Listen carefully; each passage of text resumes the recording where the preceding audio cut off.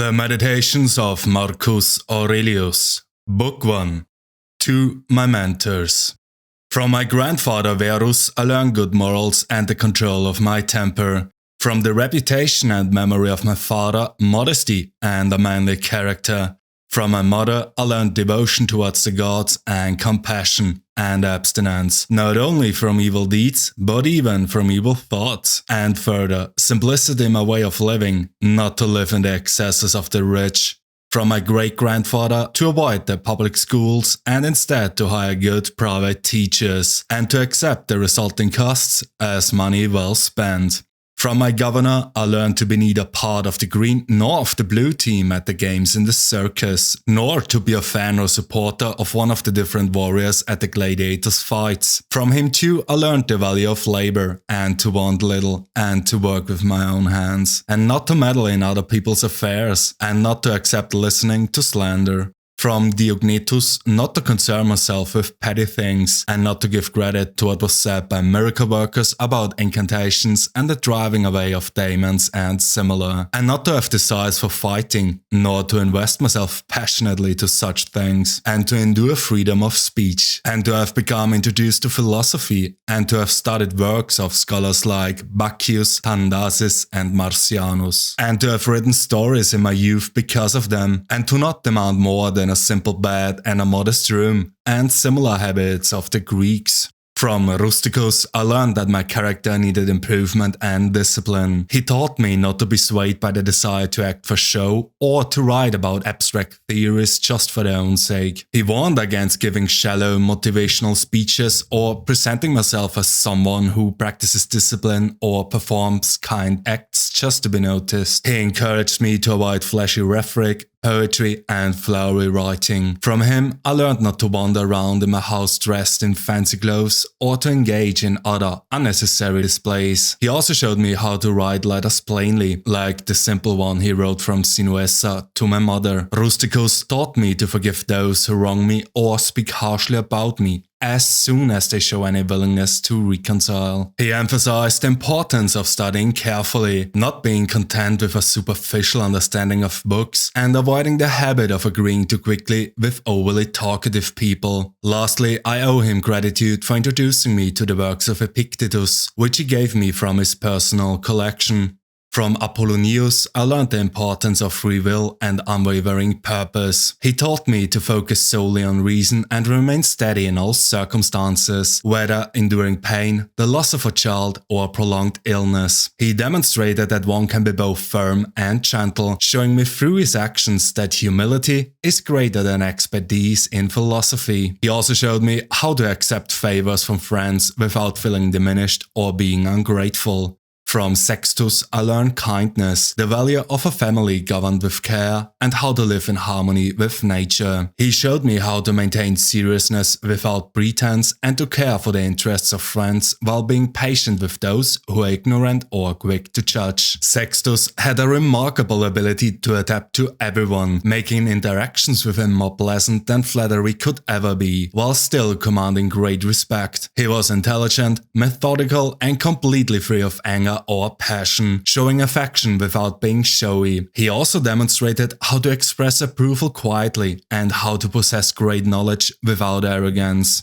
From Alexander the Grammarian, I learned not to criticize others harshly for using incorrect or awkward language. Instead, he showed how to subtly correct them by using the proper expression naturally in conversation, without making it about the mistake itself. From Fronto, I learned to recognize the destructive nature of envy, deceit, and hypocrisy, especially in those who wield power. He made me see how often those considered noble lack genuine affection for others. From Alexander the Platonic, I learned not to claim I'm too busy or use work as an excuse to neglect my obligations to others. He taught me to avoid excuses and take responsibility for my commitments.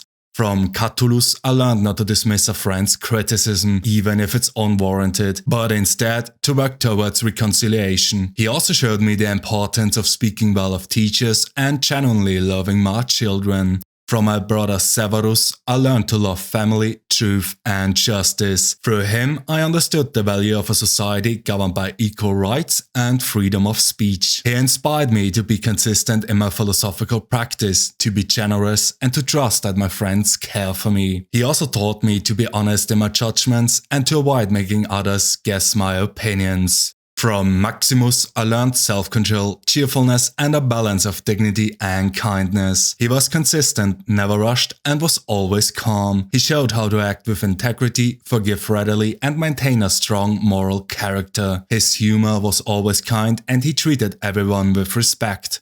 From my father too, I observed calmness, perseverance, and a lack of vanity. He valued hard work, fairness, and clear decision-making. He never allowed flattery or superstition to sway him and approached everything with sobriety. His modesty in living, care for the empire, and ability to ensure life without indulgence taught me that true strength lies in balance. I thank the gods for the many blessings in my life, good family, friends, teachers, and circumstances that kept me from wrongdoing. I am grateful for a brother who inspired me, children who are healthy, and a wife who is loving and simple. I'm also thankful for my inclination towards philosophy and for avoiding distractions like sophists and trivial pursuits. The gods have given me the tools to live according to nature, and I owe them my gratitude. Each day, remind yourself that you will meet people who are selfish, deceitful, or unkind. Their behavior stems from ignorance, not malice. Remember, they are your kin, sharing in the same divine nature. You cannot be harmed by them unless you allow it. So work in harmony with others as nature intended. You are made of flesh, breath, and reason. Let go of distractions and live as though this moment were your last. Value reason above all, and don't let yourself be controlled by fleeting passions or external circumstances. Everything that happens is part of the natural order, guided by the gods. Accept what comes with gratitude, knowing it serves the greater good of the universe. Cast aside your obsession with books and live each day with sincere thankfulness. Book 2. On the river Gran, among the Quadi. When you wake up in the morning, tell yourself, the people I deal with today will be meddling, ungrateful, arrogant, dishonest, jealous, and bad-tempered. They are like this because they can't tell good from evil, but I've seen the beauty of good and the ugliness of evil, and have recognized that the wrongdoer has a nature related to my own, not of the same blood or birth, but the same mind, and possessing a share of the divine. And so none of them can hurt me, no one can implicate me in ugliness. Nor can I feel angry at my relative or hate him. We were born to work together like feet, hands and eyes, like the two rows of teeth, upper and lower. To obstruct each other is unnatural. To feel anger at someone, to turn your back on him, these are obstructions. Whatever this is that I am, it is flesh and a little spirit and an intelligence. Throw away your books, stop letting yourself be distracted. That is not allowed. Instead, as if you were dying right now, despise your flesh. A mess of blood, pieces of bone, a woven tangle of nerves, veins, arteries. Consider what the spirit is, air. And never the same air, but vomit it out and gulped in again every instant. Finally, the intelligence. Think of it this way, you are an old man. Stop allowing your mind to be a slave, to be jerked about by selfish impulses, to kick against fate and the present, and to mistrust the future. What is divine is full of gods. Even chance is not divorced from nature, from the intertwinings and embracing of things governed by the gods. Everything proceeds from it, and then there is necessity and the needs of the whole world, of which you are a part. Whatever the nature of the whole does and whatever serves to maintain it is good for every part of nature. The world is maintained by change, in the elements and in the things they compose. That should be enough for you. Treat it as an axiom. Discard your thirst for books so that you won't die in bitterness, but in cheerfulness and truth, grateful to the gods from the bottom of your heart. Remember how long you have been putting this off, how many extensions the gods gave you and you didn't use them. At some point, you have to recognize what world it is that you belong to, what power rules it and from what source you spring, that there is a limit to the time assigned you, and if you don't use it to free yourself, it will be gone and will never return. Concentrate every minute like a Roman, like a man, on doing what's in front of you with precise and genuine seriousness, tenderly, willingly, with justice.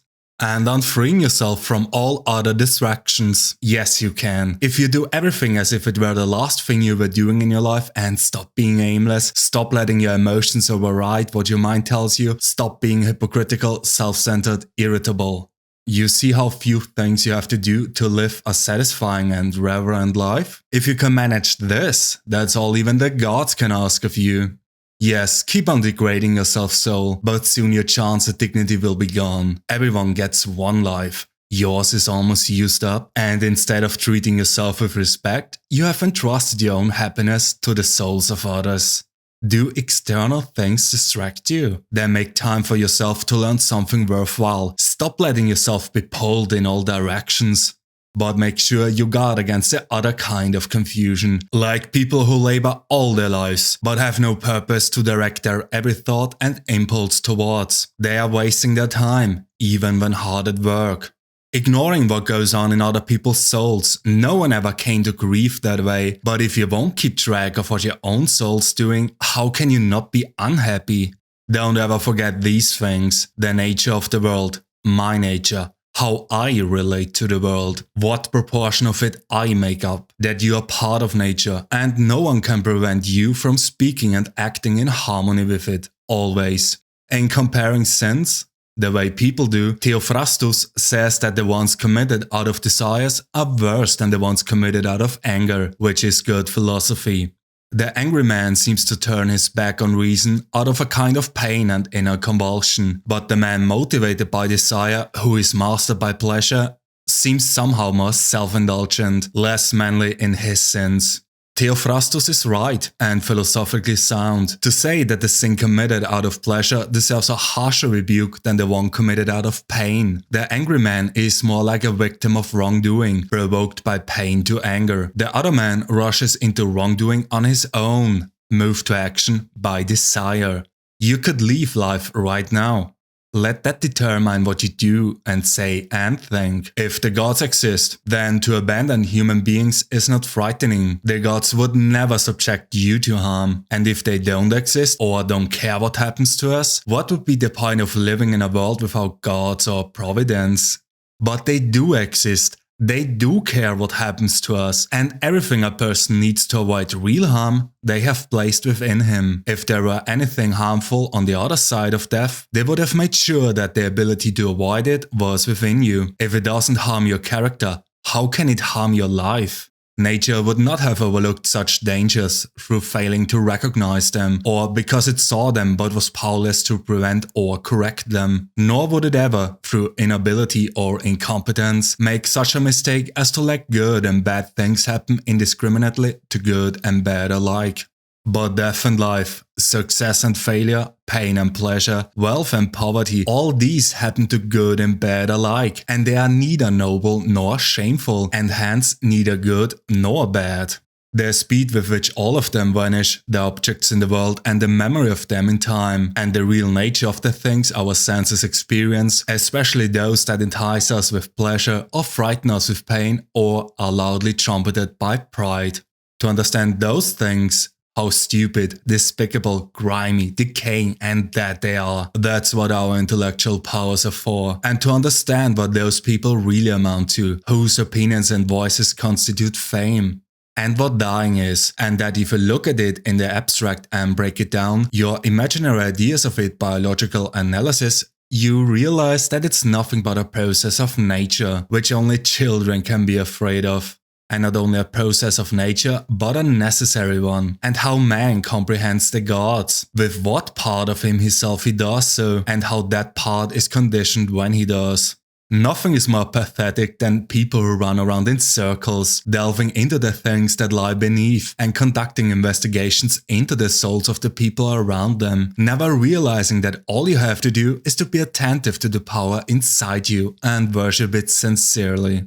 To worship it is to keep it from being muddied with turmoil and becoming aimless and dissatisfied with nature, divine and human. What is divine deserves our respect because it is good. What is human deserves our affection because it is like us, and our pity too, sometimes, for its inability to tell good from bad, as terrible a blindness as the kind that can't tell white from black. Even if you're going to live 3,000 more years or 10 times that, remember, you cannot lose another life than the one you're living now, or live another one than the one you're losing. The longest amounts to the same as the shortest. The present is the same for everyone, its loss is the same for everyone, and it should be clear that a brief instant is all that is lost, for you can't lose either the past or the future. How could you lose what you don't have? Remember two things. First, that everything has always been the same and keeps reoccurring, and it makes no difference whether you see the same things recur in 100 years or 200 or in an infinite period. Second, that the longest lived and those who will die soonest lose the same thing. The present is all that they can give up, since that is all you have, and what you do not have, you cannot lose. Everything is just an impression, Monimus the cynic, and the response is obvious enough. But the point is a useful one, if you take it for what it's worth. The human soul degrades itself. First, above all, when it does, it's best to become an abscess, a kind of detached growth on the world. To be disgruntled at anything that happens is a kind of secession from nature, which compromises the nature of all things. Second, when it turns its back on another person or sets out to do it harm, as the souls of the angry do. Third, when it is overpowered by pleasure or pain. Fourth, when it puts on a mask and dares to say something artificial or false. Fifth, when it allows its action and impulse to be without a purpose, to be random and disconnected. Even the smallest things ought to be directed toward a goal. But the goal of rational beings is to follow the rule and law of the most ancient of communities and states. Human life, duration, momentary, nature, changeable, perception, dim, condition of body, decaying, soul, spinning around, fortune, unpredictable, lasting fame, uncertain. Sum up, the body and its parts are a river, the soul a dream and mist. Life is warfare and a journey far from home. Lasting reputation is oblivion. Then what can guide us? Only philosophy. Which means making sure that the power within stays safe and free from assault, superior to pleasure and pain, doing nothing randomly or dishonestly, and with imposture, not dependent on anyone else's doing or not doing it. And making sure that it accepts what happens and what is dealt as coming from the same place it came from. And above all, that it accepts death in a cheerful spirit, as nothing but a dissolution of the elements from which each living thing is composed. If it doesn't hurt the individual elements to change continually into one another, why are people afraid of all of them changing and separating? It's a natural thing, and nothing natural is evil. Book 3. In Carnuntum. Not just that every day more of our life is used up and less of it is left, but this too. If we live longer, can we be sure our mind will still be up to understanding the world, to the contemplation that aims at divine and human knowledge? If our mind starts to wander, we will still go on breathing, go on eating, imagining things, feeling urges, and so on. But getting the most out of ourselves, calculating where our duty lies, analyzing what we hear and see, deciding whether it's time to call it quits, all the things you need a healthy mind for, all those are gone. So we need to hurry, not just because we move daily closer to death, but also because our understanding, our grasp of the world may be gone before we get there. We should remember that even nature's inadvertence has its own charm, its own attractiveness. The way loaves of bread split open on top in the oven, the riches are just byproducts of the baking, and yet pleasing. Somehow they rise our appetite without us knowing why, or how ripe figs begin to burst. And olives on the point of falling, the shadow of decay gives them a peculiar beauty. Stalks of wheat binding under their own weight, the furrowed brow of the lion, flecks of foam on the boar's mouth.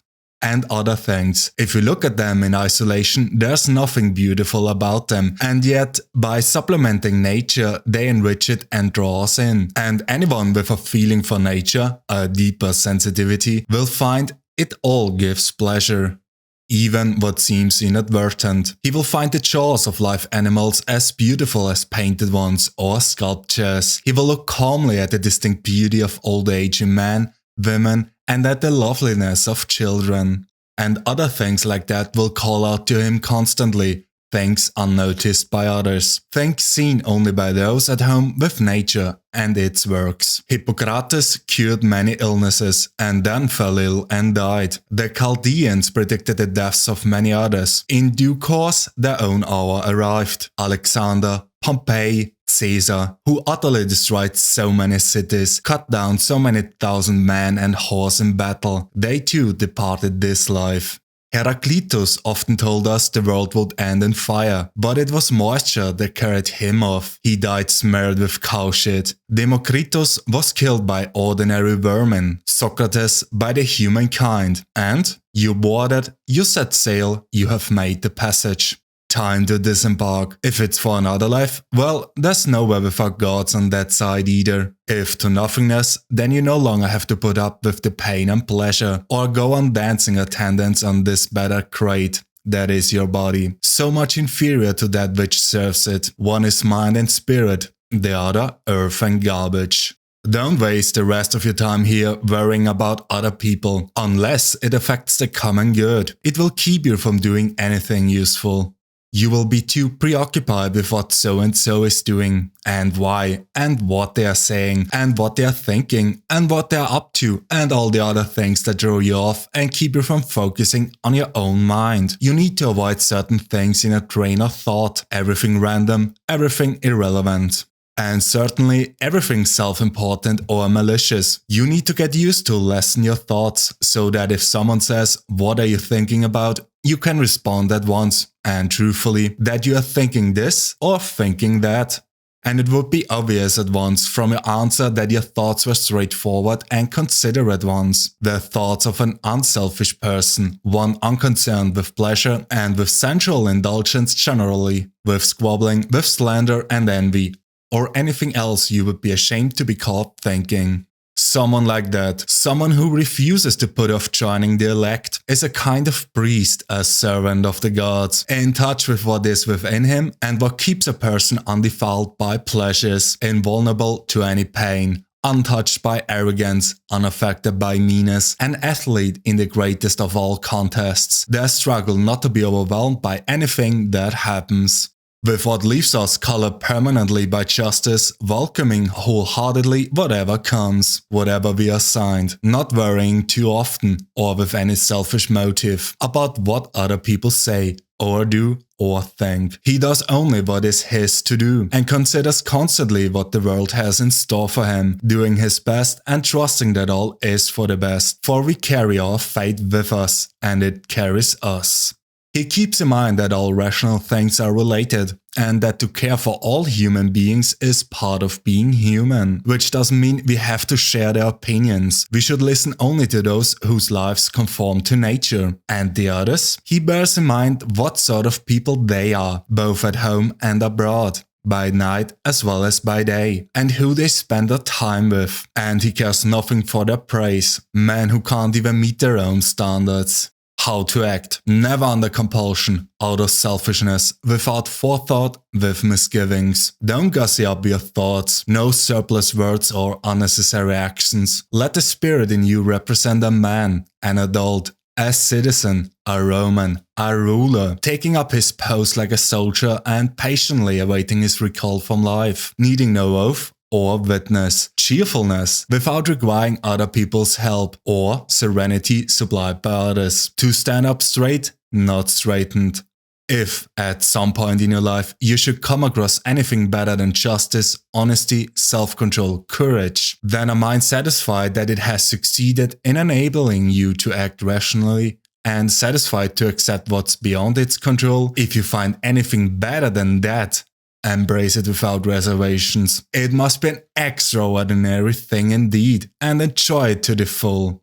But If nothing presents itself that's superior to the spirit that lives within, the one that has subordinated individual desires to itself, that discriminates among impressions, that has broken free of physical temptations, as Socrates used to say, and subordinated itself to the gods and looks out for human beings' welfare, if you find that there's nothing more important or valuable than that, then don't make room for anything but it, for anything that might lead you astray, tempt you off the road, and leave you unable to devote yourself completely to achieving the goodness that is uniquely yours. It would be wrong for anything to stand between you and attaining goodness, as a rational being and a citizen, anything at all. The applause of the crowd, high office, wealth, or self-indulgence, all of them might seem to be compatible with it, for a while. But suddenly they control us and sweep us away, so make a choice straightforwardly, once and for all, and stick to it. Choose what's best. Best is what benefits me. As a rational being? Then follow through. Or just as an animal? Then say so and stand your ground without making a show of it. Just make sure you've done your homework first. Never regard something as doing you good if it makes you betray a trust or lose your sense of shame, or makes you show hatred, suspicion, ill will, or hypocrisy, or a desire for things best done behind closed doors. If you can privilege your own mind, your guiding spirit, and your reverence for its powers, that should keep you clear of dramatics, of wailing and gnashing of teeth. You won't need solitude or a cast of thousands either. Above all, you will be free of fear and desire, and how long your body will contain the soul that inhabits it will cause you not a moment's worry. If it's time for you to go, leave willingly, as you would to accomplish anything that can be done with grace and honor, and concentrate on this your whole life long, for your mind to be in the right state, the state a rational, civic mind should be in. The mind of one set straight and purified, no pus, no dirt, no scabs, and not a life cut short by death. Like an actor who steps before the play is done, the plot wound up, neither servility nor arrogance, neither cringing nor disdain, neither excuses nor evasions. Your ability to control your thoughts, treat it with respect. It is all that protects your mind from false perceptions, false to your nature, and that of all rational beings. It's what makes thoughtfulness possible, and affection for other people, and submission to the divine. Forget everything else, keep hold of this alone and remember it. Each of us lives only now, this brief instant. The rest has been lived already, or is impossible to see. The span we live is small. Small as the corner of the earth in which we live it, small as even the greatest renown, passed from mouth to mouth by short-lived stick figures, ignorant alike of themselves and those long dead. To the standbys above, add this one, always to define whatever it is we perceive, to trace its outline, so we can see what it really is, its substance, stripped bare, as a whole, unmodified. And to call it by its name, the thing itself and its components, to which it will eventually return. Nothing is so conducive to spiritual growth as this capacity for logical and accurate analysis of everything that happens to us. To look at it in such a way that we understand what need it fulfills and in what kind of world. And its value to that world as a whole and to man in particular, as a citizen of that higher city, of which all other cities are mere households. What is it? This thing that now forces itself on my notice, what is it made up of? How long was it designed to last? And what qualities do I need to bring to bear on it? Tranquility, courage, honest, straightforwardness, independence, or what? Trustworthiness. So in each case you need to say, this is due to the gods, or this is due to the interweavings and intertwinings of fate, to coincidence or chance, or this is due to a human being, someone of the same race, the same birth, the same society, but who doesn't know what nature requires of him. But I do, and so I will treat him as the law that binds us, the law of nature requires, with kindness and with justice. And in inconsequential things, I will do my best to treat them as they deserve.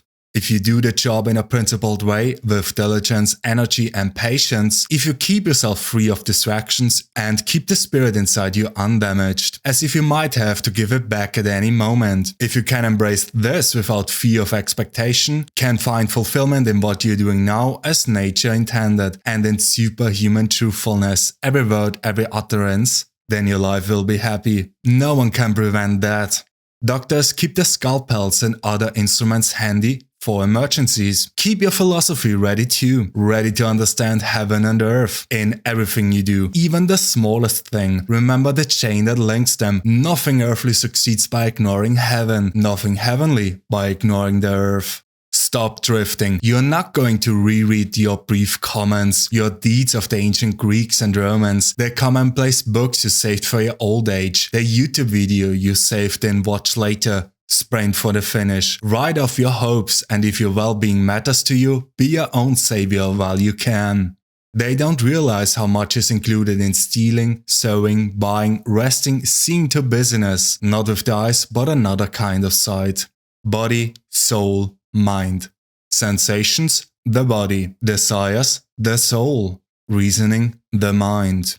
To experience sensations, even grazing beasts do that. To let your desires control you, even wild animals do that. And rotting humans, from Falaris to Nero. To make your mind your guide to what seems best, even people who deny the gods do that. Even people who betray their country. Even people who do whatever behind closed doors. If all the rest is common coin, then what is unique to the good man? To welcome with affection what is sent by fate, not to stain or disturb the spirit within him with a mess of false beliefs. Instead, to preserve it faithfully, by calmly obeying the gods, saying nothing untrue, doing nothing unjust. And if the others don't acknowledge it, this life lived with simplicity, humility, cheerfulness, he doesn't resent them for it, and isn't deterred from following the road where it leads to the end of life. An end to be approached in purity, in serenity, in acceptance, in peaceful unity with what must be. Book 4. Our inward power, when it obeys nature, reacts to events by accommodating itself to what it faces, to what is possible. It needs no specific material. It pursues its own aims as circumstances allow. It turns obstacles into fuel. As a fire overwhelms what would have quenched a lamp, what's thrown on top of this is absorbed, consumed by it. It makes it burn still higher. No random actions. None, not based on underlying principles. People try to get away from it all. To the countryside, to the beach, to the mountains. You always wish that you could too, which is idiotic. You can get away from it anytime you like, by going within. Nowhere you can go it is more peaceful, more free of interruptions than your own soul. Especially if you have other things to rely on. An instant's recollection and there it is. Complete tranquility. And by tranquility, I mean a kind of harmony. So keep getting away from it all. Like that. Renew yourself. But keep it brief and basic. A quick visit should be enough to ward off all evil and send you back ready to face what awaits you. What's there to complain about? People's misbehavior. But take into consideration, first, that rational beings exist for one another. Second, that doing what's right sometimes requires patience. Third, that no one does the wrong thing deliberately. Fourth, and the number of people who have feuded and envied and hated and fought and died and been buried, and keep your mouth shut. Or are you complaining about the things the world assigns you? But consider the two options, gods or atoms, and all the arguments for seeing the world as a city. Or is it your body? Keep in mind that when the mind detaches itself and realizes its own nature, it no longer has anything to do with ordinary life, the rough and the smooth, either one. And remember all you have been taught and accepted about pain and pleasure. Or is it your reputation that's bothering you? But look at how soon we are all forgotten, the abyss of endless time that swallows it all. The emptiness of all those applauding hands, the people who praise us, how capricious they are, how arbitrary, and the tiny region in which it all takes place. The whole earth, a point in space, and most of it is uninhabited. How many people there will be to admire you, and who they are. So keep this refuge in mind, the back roads of yourself. Above all, no strain and no stress. Be straightforward, look at things like a man, like a human being, like a citizen, like a mortal. And among the things you turn to, these two. First, that things have no hold on the soul. They stand there unmoving outside it. Disturbance comes only from within, from our own perceptions. Second, that everything you see will soon alter and cease to exist. Think of how many changes you have already seen. The world is nothing but change. Our life is only perception. If thought is something we share, then so is reason, what makes us reasoning beings. If so, then the reason that tells us what to do and what not to do is also shared, and if so, we share a common law. And thus are fellow citizens, and fellow citizens of something, and in that case our state must be the world, or what other entity could all of humanity belong to, and from it, from this state that we share, come thought and reason and law. Where else could they come from? The earth that encompasses me derives from earth, the water from some other element, the air from its own source, the heat and fire from theirs, since nothing comes from nothing or returns to it, so thought must derive from somewhere else as well. Death, something like birth, a natural mystery, elements that split and recombine, not an embarrassing thing, not an offense to reason or our nature. That sort of person is bound to do that. You might as well resent a fig tree for secreting juice. Anyway, before very long you will be both dead and soon forgotten. Choose not to be harmed and you won't feel harmed. Don't feel harmed and you haven't been. It can ruin your life only if it ruins your character, otherwise it cannot harm you, inside or out. It was for the best, so nature had no choice but to do it. That every event is the right one. Look closely and you will see, not just the right one overall, but right, as if someone had weighted it out with scales. Keep looking closely like that and embody it in your actions. Goodness, what defines a good person? Keep it to it in everything you do. Not what your enemy sees and hopes that you will, but what's really there.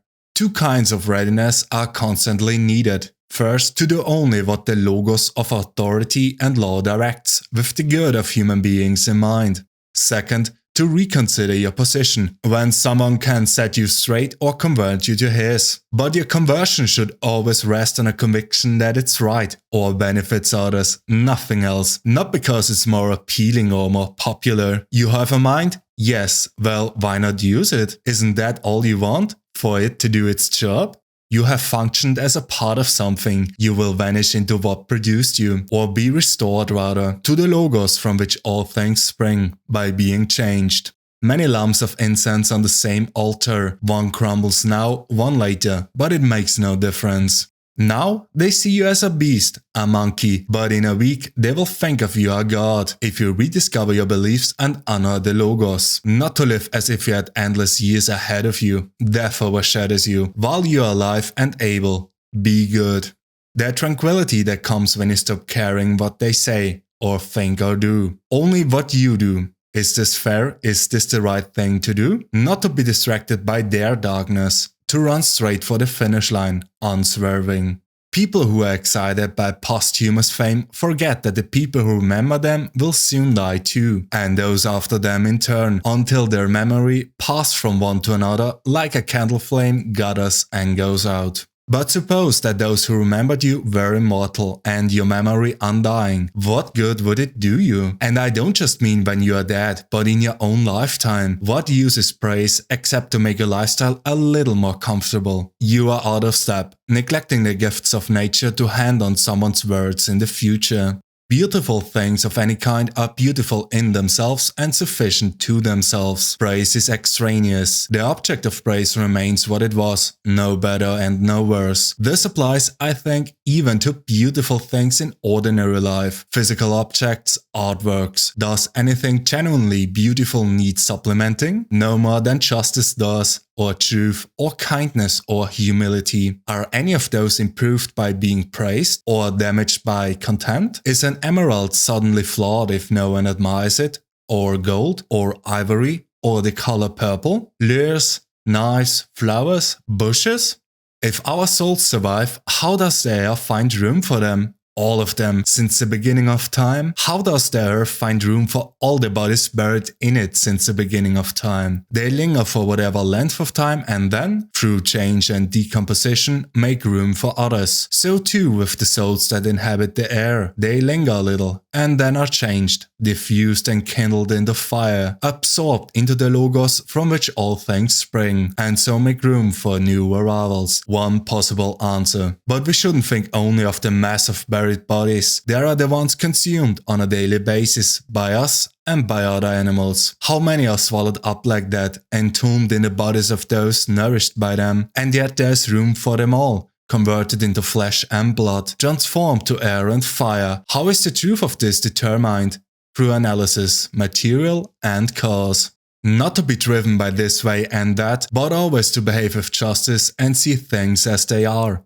To the world, your harmony is mine. Whatever time you choose is the right time, not late, not early. To nature, what the turn of your season brings me falls like ripe fruit. All things are born from you, exist in you, return to you. The poet says, "Dear city of Kekrops, can't you bring yourself to say, of Zeus? If you seek tranquility, do less. Or, more accurately, do what's essential, what the logos of a social being requires, and in the requisite way, which brings a double satisfaction, to do less, better, because most of what we say and do is not essential. If you can eliminate it, you will have more time and more tranquility. Ask yourself at every moment, is this necessary? But we need to eliminate unnecessary assumptions as well, to eliminate the unnecessary actions that follow. And then you might see what the life of the good man is like. Someone content with what nature assigns him and satisfied with being just and kind himself. You have seen that. Now look at this. Don't be disturbed. Uncomplicate yourself. Someone has done wrong to himself. Something happens to you. Good. It was meant for you by nature, woven into the pattern from the beginning. Life is short. That's all there is to say. Get what you can from the present, thoughtfully, justly, unrestrained moderation. An ordered world or a mishmash, but still an order. Can there be order within you and not in everything else? In things so different, so dispersed, so intertwined?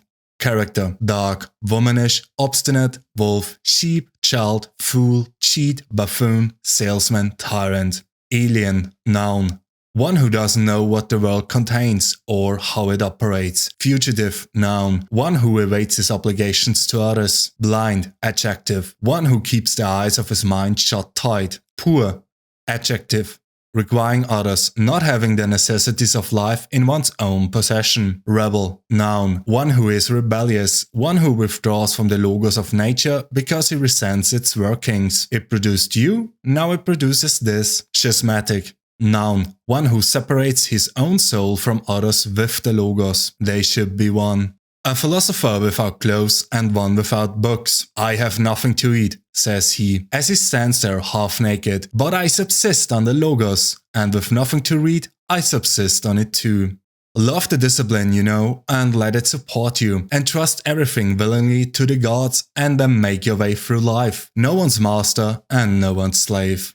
The age of Vespasian, for example. People doing the exact same things. Marrying, raising children, getting sick, dying, waging war, throwing parties, doing business, farming, flattering, boasting, distrusting, plotting, hoping others will die, complaining about their own lives, falling in love, putting away money, seeking high office and power, and that life they laid down is nowhere to be found. Or the age of Trajan, the exact same things, and that life too, gone. Survey the records of other eras and see how many others gave their all and soon died and decomposed into the elements that formed them. But most of all, run through the list of those you knew yourself, those who worked in vain, who failed to do what they should have remained fixed on and found satisfaction in. A key point to bear in mind: the value of attentiveness varies in proportion to its object. You're better off not giving the small things more than they deserve. Words once in common use now sound archaic, and the names of the famous dead as well. Camillus, Caesus, Volesus, Dendatus, Scipio and Cato, Augustus, Hadrian and Antonius. And everything fades so quickly, turns into legend, and soon oblivion covers it. And those are the ones who shone. The rest, unknown, unasked for, a minute after death. What is eternal fame? Emptiness. Then what should we work for? Only this: proper understanding, unselfish action, truthful speech, a resolve to accept whatever happens as necessary and familiar, flowing like water from that same source and spring. Hand over yourself to the goddess Clotho voluntarily and let her spin you into whatever she pleases. Everything transitory, the knower and the known.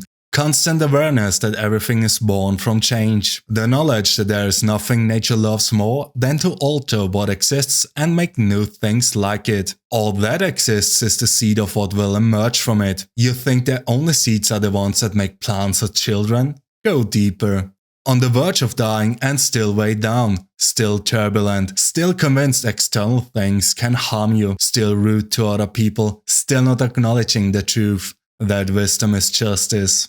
Look into their minds at what the wise do and what they don't.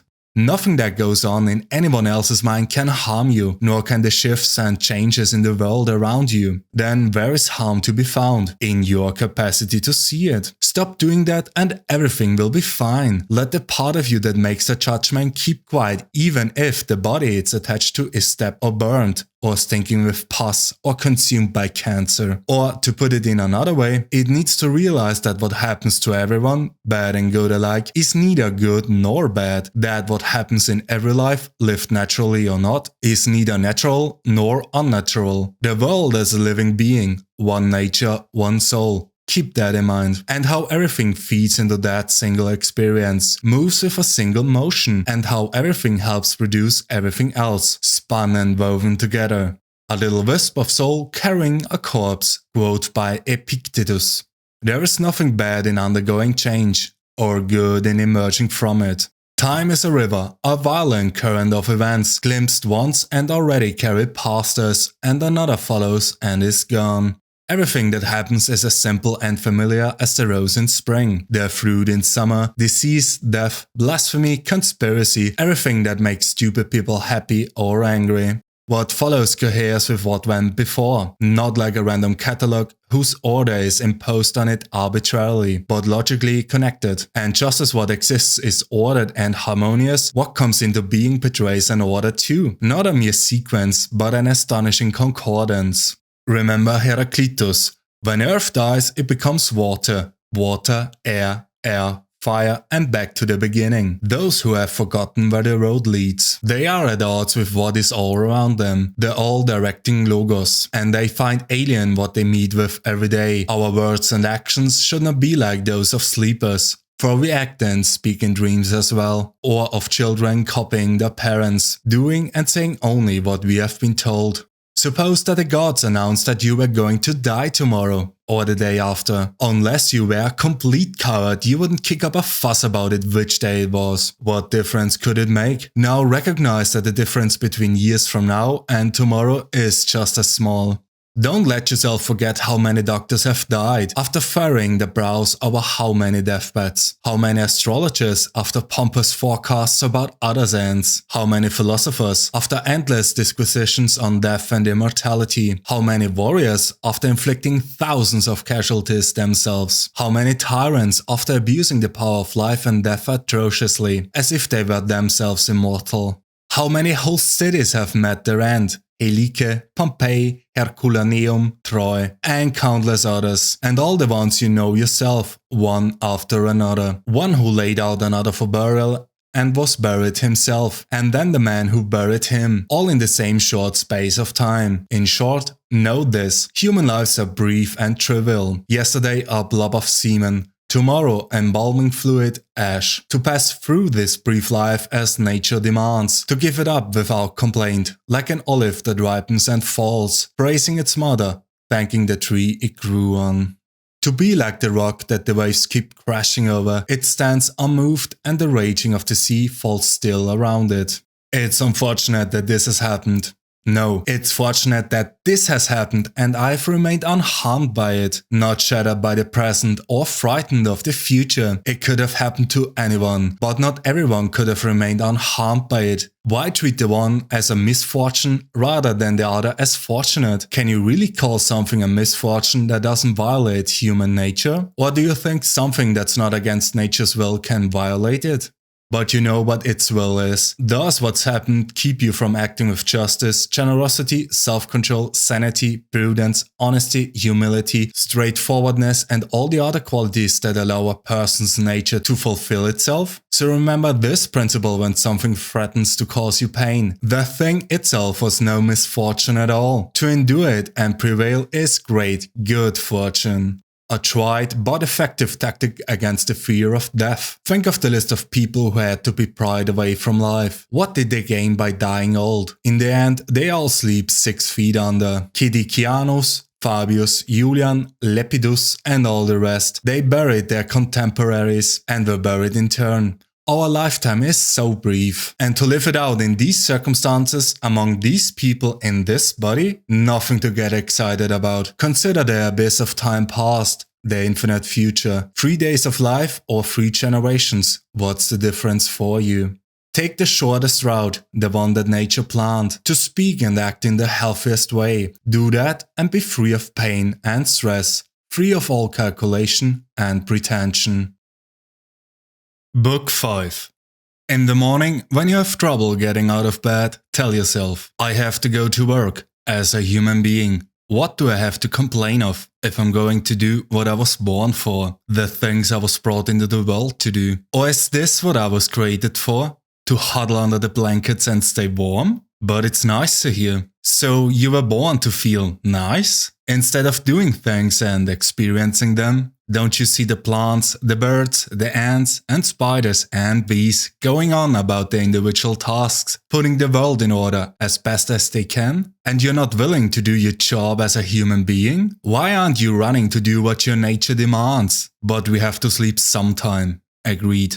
But nature set a limit on that, as it did on eating and drinking. And you're over the limit. You have had more than enough of that. But not of working. There, you are still below your quota. You don't love yourself enough. Or you would love your nature too, and what it demands of you. People who love what they do wear themselves down doing it. They even forget to wash or to eat. Do you have less respect for your own nature than the engraver does for engraving, the dancer for the dance, the banker for money, or the social climber for status? When they are really possessed by what they do, they would rather stop eating and sleeping than give up practicing their arts. Is helping others less valuable to you? Not worth your effort? To shrug it all off and wipe it clean, every annoyance and distraction, and reach utter stillness. Child's play. If an action or expression is appropriate, then it's appropriate for you. Don't be put off by other people's comments and criticism. If it's right to say or right to do, then it's the right thing for you to do or to say. The others obey their own lead, follow their own impulses. Don't be distracted, keep walking, follow your own nature and follow nature along the road they both share. I walk through what is natural until the time comes to sink down and rest, to entrust my last breath to the source of my daily breathing, fall on the source of my parents' creation, of my daily food and drink through all these years. What sustains my footsteps and the use I make of it, the many uses. No one could ever accuse you of being quick-witted. Alright, but there are plenty of other things you can't claim you haven't got in you. Practice the virtues you can show. Honesty, gravity, endurance, austerity, humility, abstinence, patience, sincerity, moderation, seriousness, high-mindedness. Don't you see how much you have to offer? Beyond excuses like I can't, and yet you still settle for less. Or is it some inborn condition that makes you whiny and hesitant and docile, makes you complain about your body and pity yourself and leaves you so turbulent inside? No, you could have broken free a long time ago, and then you would have been only a little slow. Not so quick on the uptake, and you need to work on that as well. That slowness, not something to be ignored, let alone to wear on your sleeves. Some people, when they do someone a favor, are always looking for a chance to call it in, and some aren't, but they are still aware of it, still regard it as a debt. But others don't even do any of that. They are like a wine that produces grapes without looking for anything in return. A horse at the end of the race, a dog when the hunt is over, a bee with its honey stored, and a human being after helping others. They don't make a fuss about it. They just move on to something else, as the vine looks forward to bearing fruit again in the next season. We should be like that, acting almost unconsciously. Yes. Except being conscious of it, because it's characteristic of social beings that they see themselves as acting socially and expect their neighbors to see it too. That's true and right. But you're misunderstanding me. You will wind up like the people I mentioned before, misled by plausible reasoning. But if you make an effort to understand what I'm saying, then you won't need to worry about neglecting your social duty. Like the prayer of the Athenians. Zeus, rain down on the land and fields of Athens. Either no prayers at all, or one as straightforward and honest as that. Just as you overhear people saying that the doctor prescribed such and such for him, like sport or cold baths or walking barefoot, say this: nature prescribed illness for him, or blindness, or the loss of a limb, or whatever. Here prescribed means something like ordered so as to further his recovery. And so it is here. What happens to each of us is ordered. It furthers our destiny. And when we describe things as taking place, we are talking like builders who say that blocks in a wall or of the pyramids take their place in the structure and fit together in a harmonious pattern. For there is a single harmony, just as the world forms a single body compromising all bodies, so fate forms a single purpose, compromising all purposes. Even complete illiterates acknowledge it when they say that something brought this on them, this or that, brought on, yes, or prescribed it. And in that case, let's accept it, as we accept what a doctor prescribes. It may not always be pleasant, but we embrace it, because we want to get well. Look at the accomplishment of nature's plans in that light, the way you look at your own health, and accept what happens, even if it seems hard to accept. Accept it because of what it leads to, the good health of the world and the well-being and prosperity of Zeus himself, who would not have brought this on anyone unless it brought benefit to the world as a whole. No nature would do that, bring something about that wasn't beneficial to what it governed. So there are two reasons to embrace what happens. One is that it's happening to you, it was prescribed for you, and it pertains to you. The thread was spun long ago by the oldest cause of all. The other reason is that what happens to an individual is a cause of well-being and what directs the world, of its well-being, its fulfillment, of its very existence even. Because the whole is damaged if you cut away anything at all, from its continuity and its coherence, not only its parts but its purposes. And that's what you are doing when you complain, hacking and destroying. Not to feel annoyed or defeated or despondent because your days aren't packed with wise and moral actions. But to get back up when you fail, to celebrate behaving like a human, however imperfectly, and fully embrace the pursuit that you have embarked on, and not to think of philosophy as your instructor, but as a sponge and egg white that relieve irritation of the eyes, as a soothing ointment, a warm lotion. Not showing off your obedience to the logos, but resting in it. Remember, philosophy requires only what your nature already demands. What you have been after is something else again, something unnatural. But what could be preferable? That's exactly how pleasure traps us, isn't it? Wouldn't big-heartedness be preferable? Or freedom? Honesty? Prudence? Piety? And is there anything preferable to thought itself? To logic? To understanding? Think of their dexterity, their fluent stillness. Things are wrapped in such a veil of mystery that many good philosophers have found it impossible to make sense of them. Even the Stoics have trouble. Any assessment we make is subject to alteration, just as we are ourselves. Look closely at them. How impermanent they are, how meaningless. Things that a parent can own, a whore, a thief. Then look at the way the people around you behave. Even the best of them are hard to put up with, not to mention putting up with yourself. In such deep darkness, such a sewer in the flux of material, of time, of motion and things moved. I don't know what there is to value or to work for. Quite the contrary. We need to comfort ourselves and wait for the solution. And not get impatient in the meantime, but take refuge in these two things. First, nothing can happen to me that isn't natural. Second, I can keep from doing that the gods and my own spirit don't approve of. No one can force me to. What am I doing with my soul? Interrogate yourself to find out what inhabits your so-called mind and what kind of soul you have now. A child's soul, a teenager's soul, a woman's soul, a tyrant's soul, the soul of a predator, or its prey? Another way to grasp what ordinary people mean by goods, suppose you took certain things as touchstones of goodness: prudence, self-control, justice and courage. Say, if you understood goods as meaning those, you wouldn't be able to follow that line about so many goods. It wouldn't make any sense to you.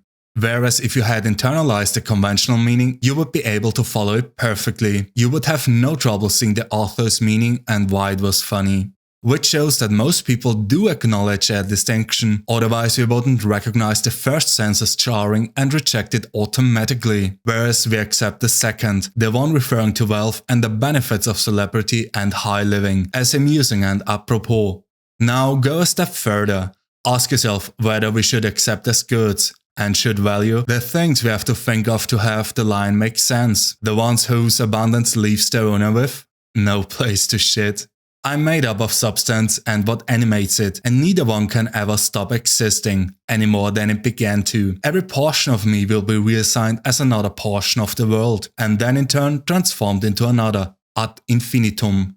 I was produced through one such transformation, and my parents too, and so on and back, ad infinitum. This still holds good, even if the world goes through recurrent cycles. The logos and its employment are forces sufficient for themselves and for their works. They start from their own beginning. They proceed to the appointed end. We call such activities directed, from the directness of the cause. Nothing pertains to human beings except what defines us as human. No other things can be demanded of us. They aren't proper to human nature, nor is it incomplete without them. It follows that they are not our goal, or what helps us reach it, the good.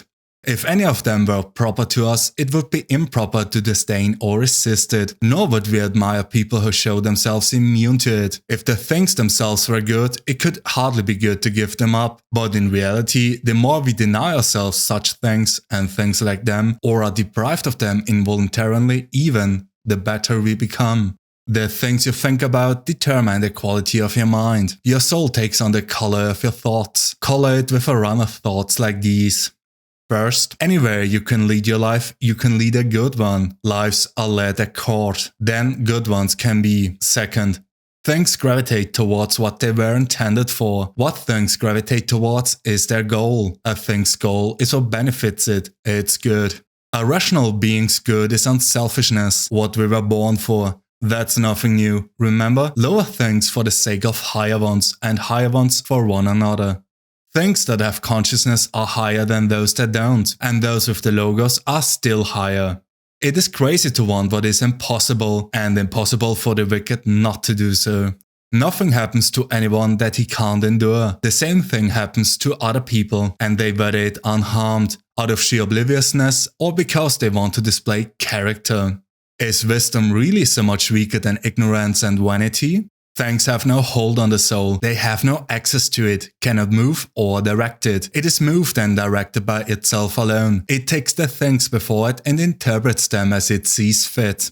In a sense, people are our proper occupation. Our job is to do them good and put up with them. But when they obstruct our proper tasks, they become irrelevant to us, like the sun, wind, animals. Our actions may be impeded by them, but there can be no impeding our intentions or our dispositions, because we can accommodate and adapt. The mind adapts and converts to its own purposes the obstacle to our acting. The impediment to action advances action. What stands in the way becomes the way. Honor that which is greatest in the world, that on whose business all things are employed and by whom they are governed. And honor what is greatest in yourself, the part that shares its nature with that power. All things in you as well are employed about its business, and your life is governed by it. If it does not harm the community, it does not harm its members. When you think you have been injured, apply this rule. If the community isn't injured by it, neither am I. If it is, anger is not the answer. Show the offender where he went wrong. Keep in mind how fast things pass by and are gone. Those that are now and those to come. Existence flows past us like a river. The what is in constant flux. The why has 1,000 variations. Nothing is stable, not even what's right here. The infinity of past and future gapes before us, a chasm whose depths we cannot see, so it would take an idiot to feel self-importance or distress or any indignation. Either, as if the things that irritate us lasted. Remember, matter, how tiny your share of it. Time, how brief and fleeting your allotment of it. Fate, how small a role you play in it. So other people hurt me? That's their problem. Their character and actions are not mine. What is done to me is ordained by nature, what I do on my own. The mind is the ruler of the soul. It should remain unstirred by agitations of the flesh, gentle and violent ones alike, not mingling with them, but fencing itself off and keeping those feelings in their place. When they make their way into your thoughts, through the sympathetic link between mind and body, don't try to resist the sensation. The sensation is natural, but don't let the mind start with judgments, calling it good or bad. To live with the gods. And to do that is to show them that your soul accepts what is given and does what the spirit requires. The spirit the gods gave each of us to lead and guide us a fragment of themselves, which is our mind, our logos. Don't be irritated at people's smell or bad breath. What's the point? With that mouth, with those armpits, they are going to produce that odor, but they have a brain. Can't they figure it out? Can't they recognize the problem? So you have a brain as well. Good for you. Then use your logic to awaken his. Show him, tell him, make him realize it. If he will listen, then you will have solved the problem without anger. Neither king nor prostitute. You can live here as you expect to live there. And if they won't let you, you can depart life now and forfeit nothing. If the smoke makes me cough, I can leave. What's so hard about that? Until things reach that point, I'm free. No one can keep me from doing what I want. And I want what is proper to rational beings, living together. The world's intelligence is not selfish. It created lower things for the sake of higher ones and attuned the higher ones to one another. Look how it subordinates, how it connects, how it assigns each thing what each deserves and brings the better things into alignment.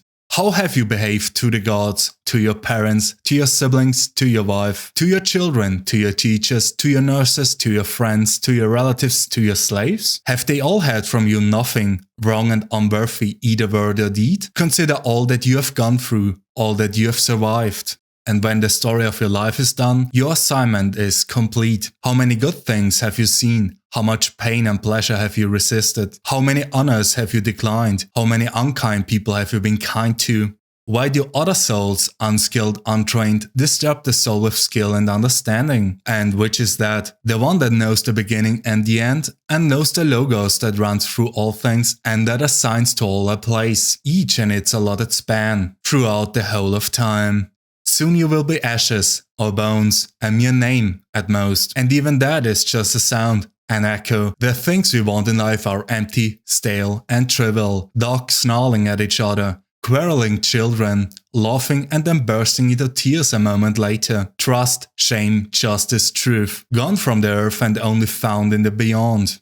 Why are you still here? Sensory objects are shifting and unstable, our senses dim and easily deceived, the soul itself a decoction of the blood. Fame in a world like this is worthless. And so? Wait for it patiently, annihilation or metamorphosis. And until that time comes, what?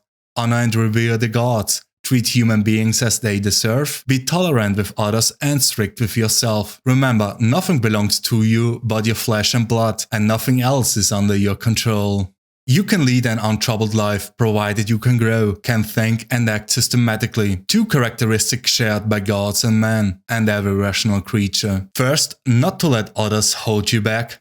Second, to locate goodness in thinking and doing the right thing, and to limit your desires to that. Consider, if this evil is not of my doing, nor the result of it, and the community is not endangered, why should it bother me? Where's the danger for their community?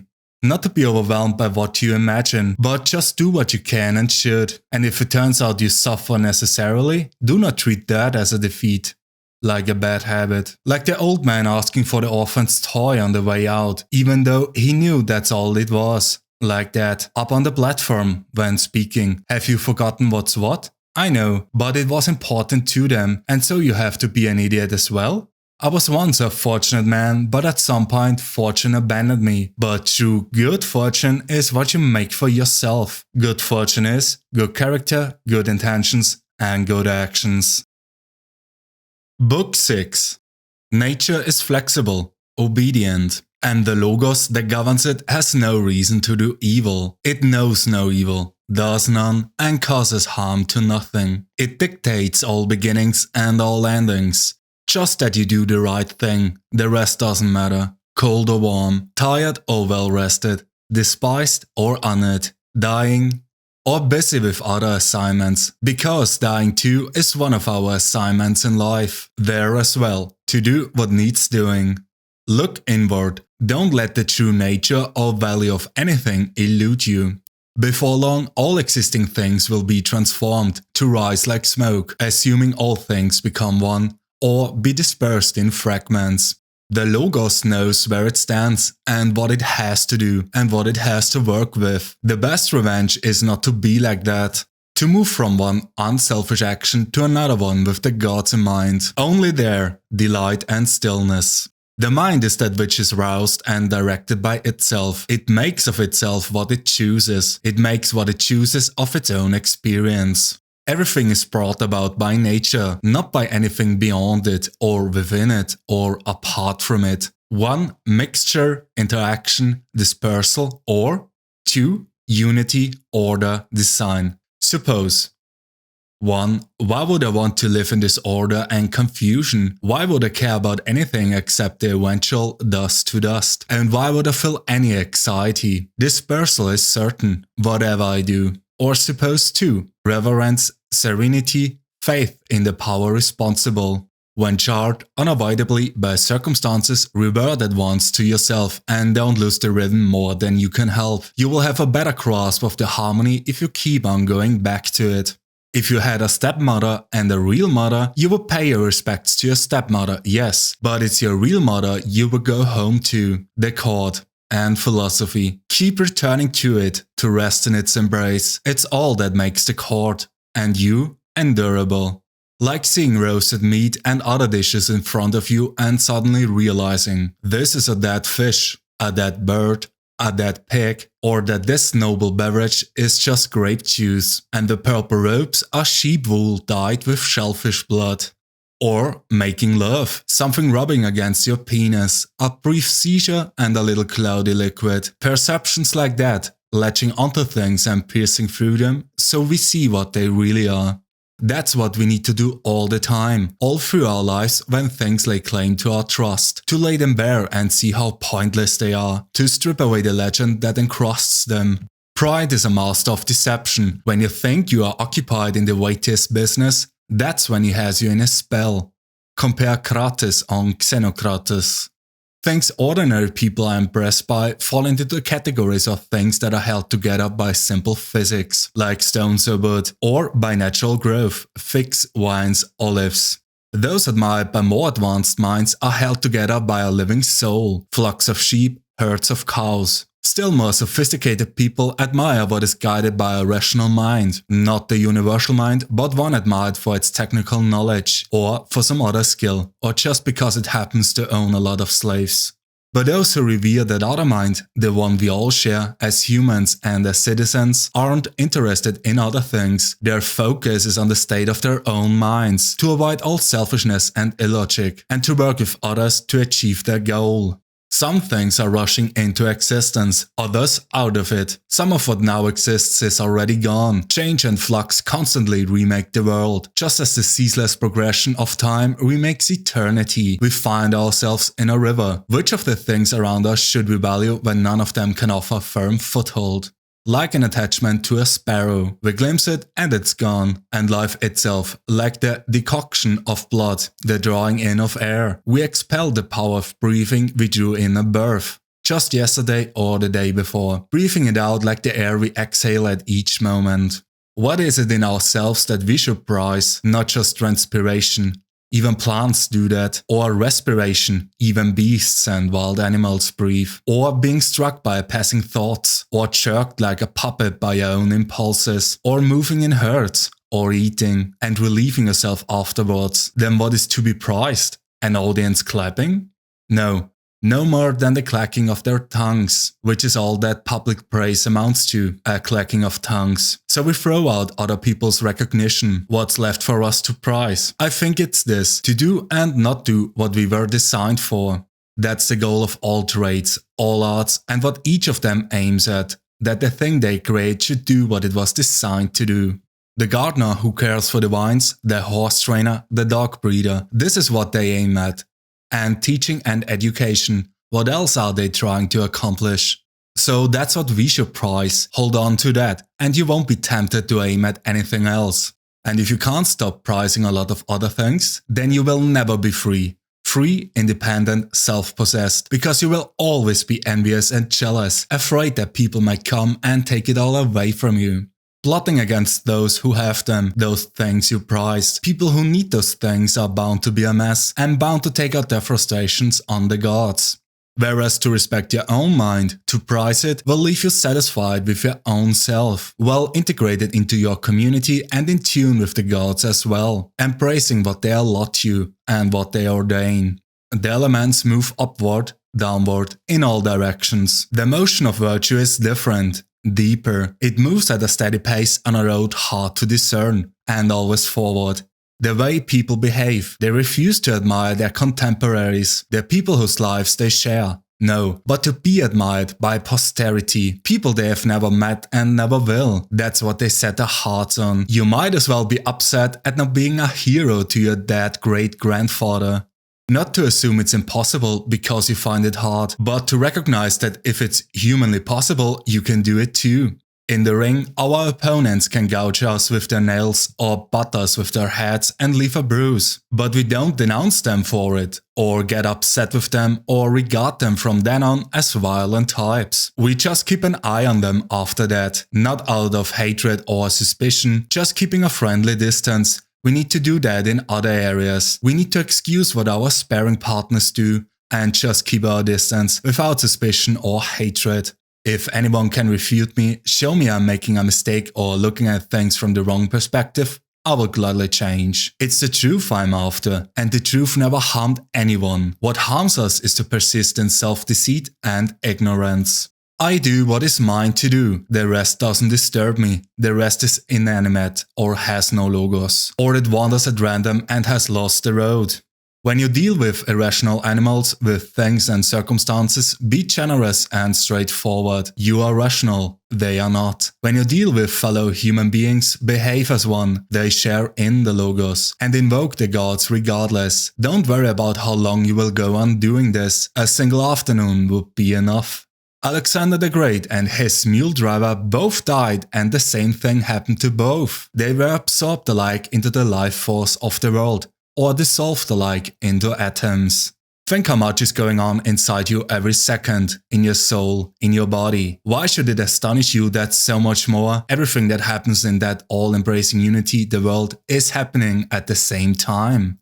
If someone asked you how to write your name, would you clench your teeth and spit out the letters one by one? If he lost his temper, would you lose yours as well? Or would you just spell out the individual letters calmly? Remember, your responsibilities can be broken down into individual parts as well. Concentrate on those and finish the job methodically, without getting stirred up or meeting anger with anger. How cruel to forbid people to want what they think is good for them, and yet that's just what you won't let them do when you get angry at their misbehavior. They are drawn toward what they think is good for them, but it's not good for them. Then show them that. Prove it to them, instead of losing your temper. Death. The end of sense perception, of being controlled by our emotions, of mental activity, of enslavement to our bodies.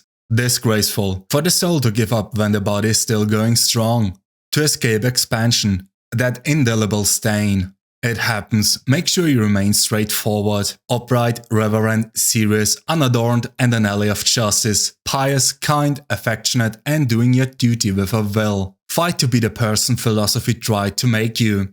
Revere the gods. Watch over human beings. Our lives are short. The only rewards of our existence here are an unstained character and unselfish acts. Take Antonius as your model, always. His energy in doing what was rational, his steadiness in any situation, his sense of reverence, his calm expression, his gentleness, his modesty, his eagerness to grasp things. And how he never let things go before I was sure he had examined them thoroughly, understood them perfectly. The way he put up with unfair criticism without returning it. How couldn't he be hurried? How he wouldn't listen to informers. How reliable he was as a judge of character and of actions, not prone to backbiting or cowardice or jealousy or empty rhetoric, content with the basics. In living quarters, bedding, clothes, food, servants. how hard he worked, how much he put up with, his ability to work straight through till morning. Because of his simple diet,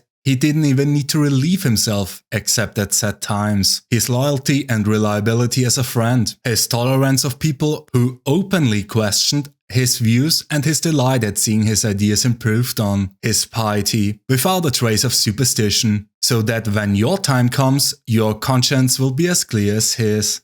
Awaken, return to yourself. Now, no longer asleep, knowing they were only dreams, clear-headed again, treat everything around you as a dream.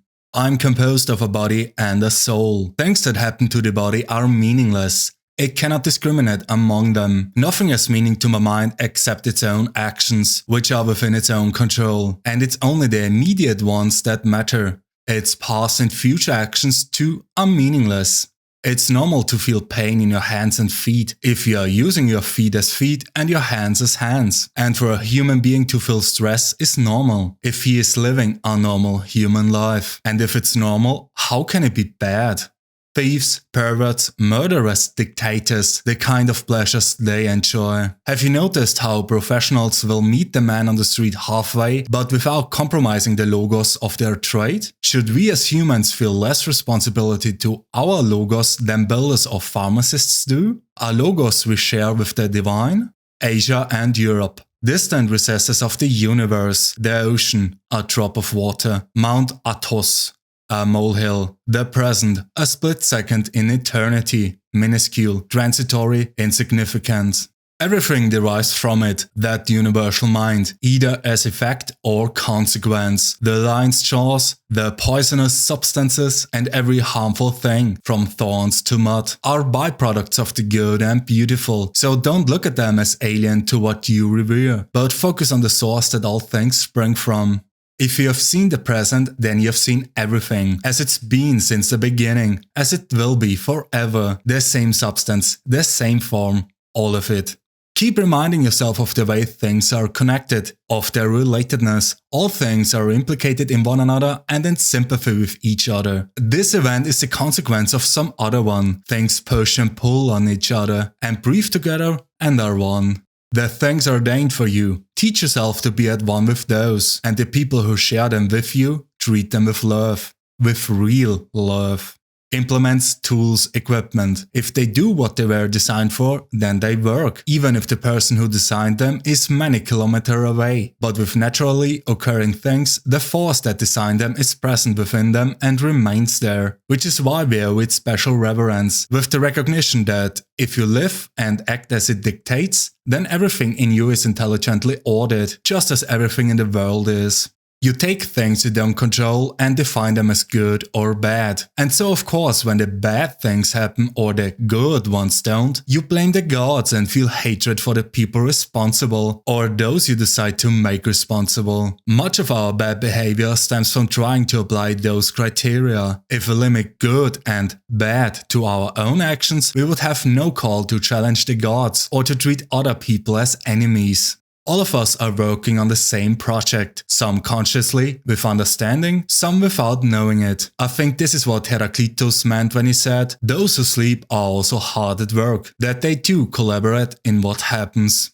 Some of us work in one way and some in others, and those who complain and try to obstruct and thwart things, they help as much as anyone. The world needs them as well, so make up your mind who you will choose to work with. The force that directs all things will make good use of you regardless, will put you on its payroll and set you to work. But make sure it's not the job Chrysippus speaks of, the bad line in the play, put there for laughs. Does the sun try to do the rain's work, or Asclepius Demeter's? And what about each of the stars, different yet working in common? If the gods have made decisions about me and the things that happen to me, then they were good decisions. It's hard to picture a god who makes bad ones. And why would they expend their energies on causing me harm? What good would it do them or the world, which is their primary concern? And if they haven't made decisions about me as an individual, they certainly have about the general welfare. And anything that follows from that is something I have to welcome and embrace. And if they make no decisions about anything, and it's blasphemous even to think so, because if so, then let's stop sacrificing, praying, swearing oaths, and doing all the other things we do, believing the whole time that the gods are right here with us. If they decide nothing about our lives, well, I can still make decisions, can still consider what it is to my benefit to do, and what benefits anyone is to do what his own nature requires. And mine is rational and civic. My city and state are Rome, as Antoninus, but as a human being, the world. So for me, good can only mean what's good for both communities. Whatever happens to you is good for the world. That would be enough right there. But if you look closely, you will generally notice something else as well. Whatever happens to a single person is for the good of others. Good in the ordinary sense as the world defines it. Just as the arena and the other spectacles vary you have seen them all before, and the repetition grates on your nerves. So too with life. The same things, the same causes, on all sides. How much longer?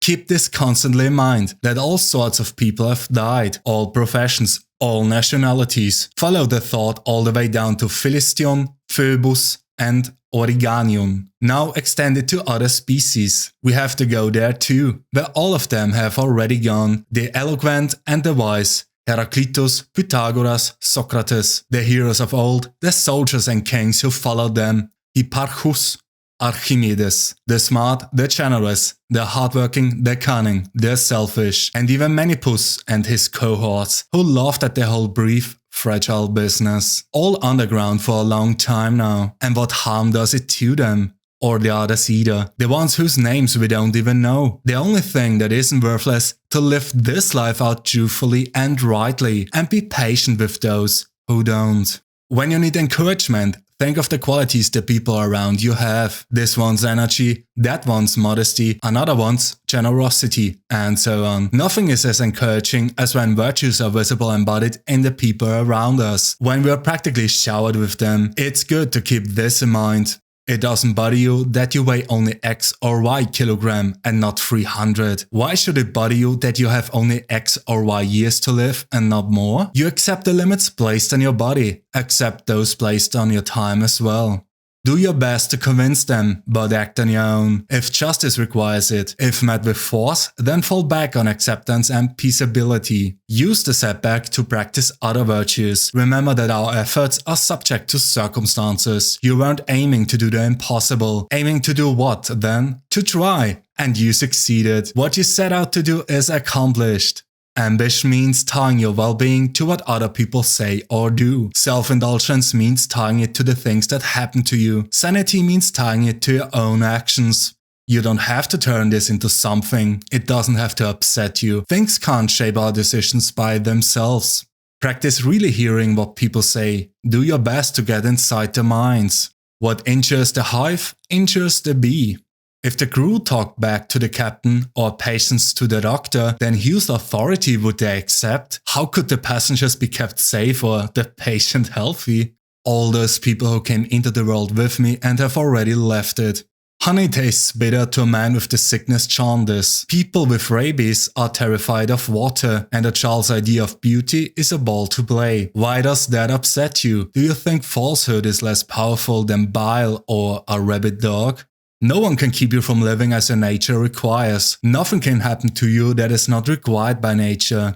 They're people they want to ingratiate themselves with, and the results and the things they do in the process. How quickly it will all be erased by time. How much has been erased already.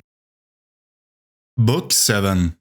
Evil. The same old thing. No matter what happens, keep this in mind. It's the same old thing. From one end to the world to the other. It fills the history books, ancient and modern, and the cities and the houses too. Nothing new at all. Familiar, transient. You cannot quench understanding unless you put out the insights that compose it. But you can rekindle those at will. Like glowing coals. I can control my thoughts as necessary. Then how can I be troubled? What is outside my mind means nothing to it. Absorb that lesson and your feet stand firm. You can return to life. Look at things as you did before, and life returns. Pointless bustling of processions, opera arias, herds of sheep and cattle, military exercises, a bone flung to pet poodles, a little food in the fish tank, the miserable servitude of ants, scampering of frightened mice, puppets jerked on strings. Surrounded as we are by all of this, we need to practice acceptance, without disdain, but remembering that our own worth is measured by what we devote our energy to. Focus on what is said when you speak and on what results from each action. Know what the one aims at and what the other means. Is my intellect up to this? If so, then I will put it to work, like a tool provided by nature. And if it isn't, then I will turn the job over to someone who can do better, unless I have no choice. Or I do the best I can with it, and collaborate with whoever can make use of it, to do what the community needs done. Because whatever I do, alone or with others, can aim at one thing only, what squares with those requirements. So many who were remembered, already forgotten, and those who remembered them, long gone. Don't be ashamed to need help, like a soldier storming a wall. You have a mission to accomplish, and if you have been wounded and you need a comrade to pull you up, so what? Forget the future. When and if it comes, you will have the same resources to draw on, the same logos.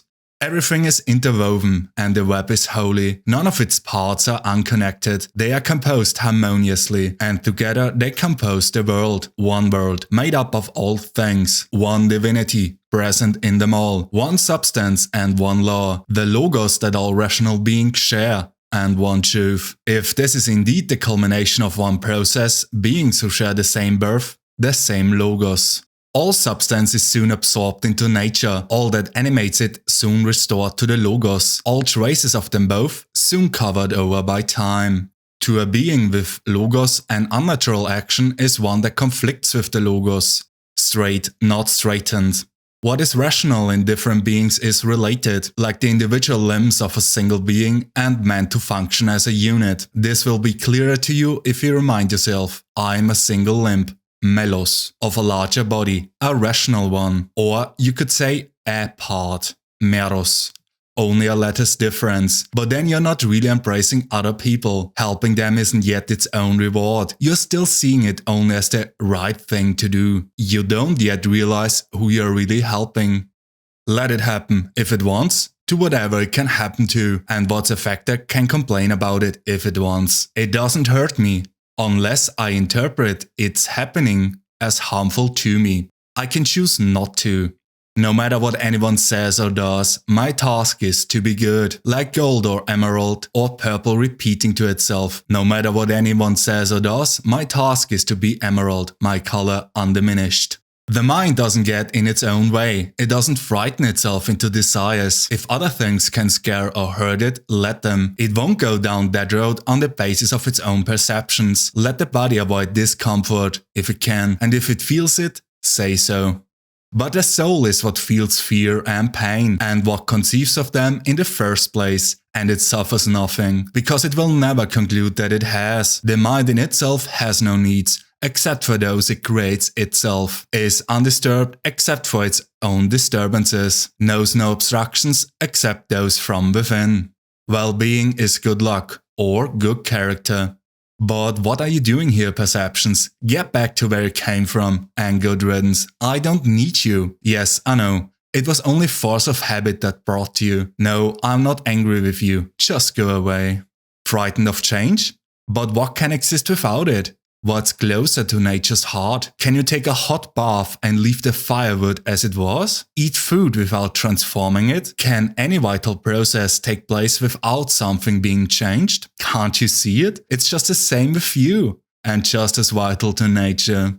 Carried through existence as through rushing rapids. All bodies, which are sprung from nature and cooperate with it, as our limbs do with each other. Time has swallowed a Chrysippus, a Socrates, and an Epictetus many times over. For Epictetus, read any person and anything.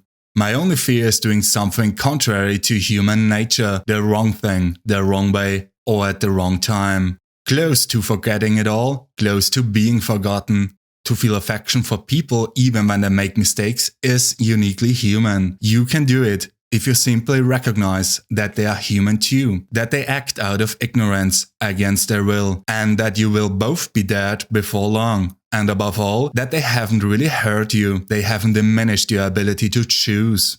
Nature takes substance and makes a horse, like a sculptor with wax, and then melts it down and uses the material for a tree, then for a person, then for something else, each existing only briefly. It does the container no harm to be put together and none to be taken apart.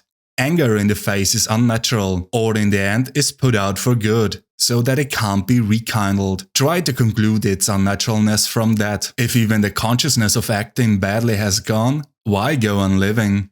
Before long, nature, which controls it all, will alter everything you see and use it as material for something else over and over again, so that the world is continually renewed.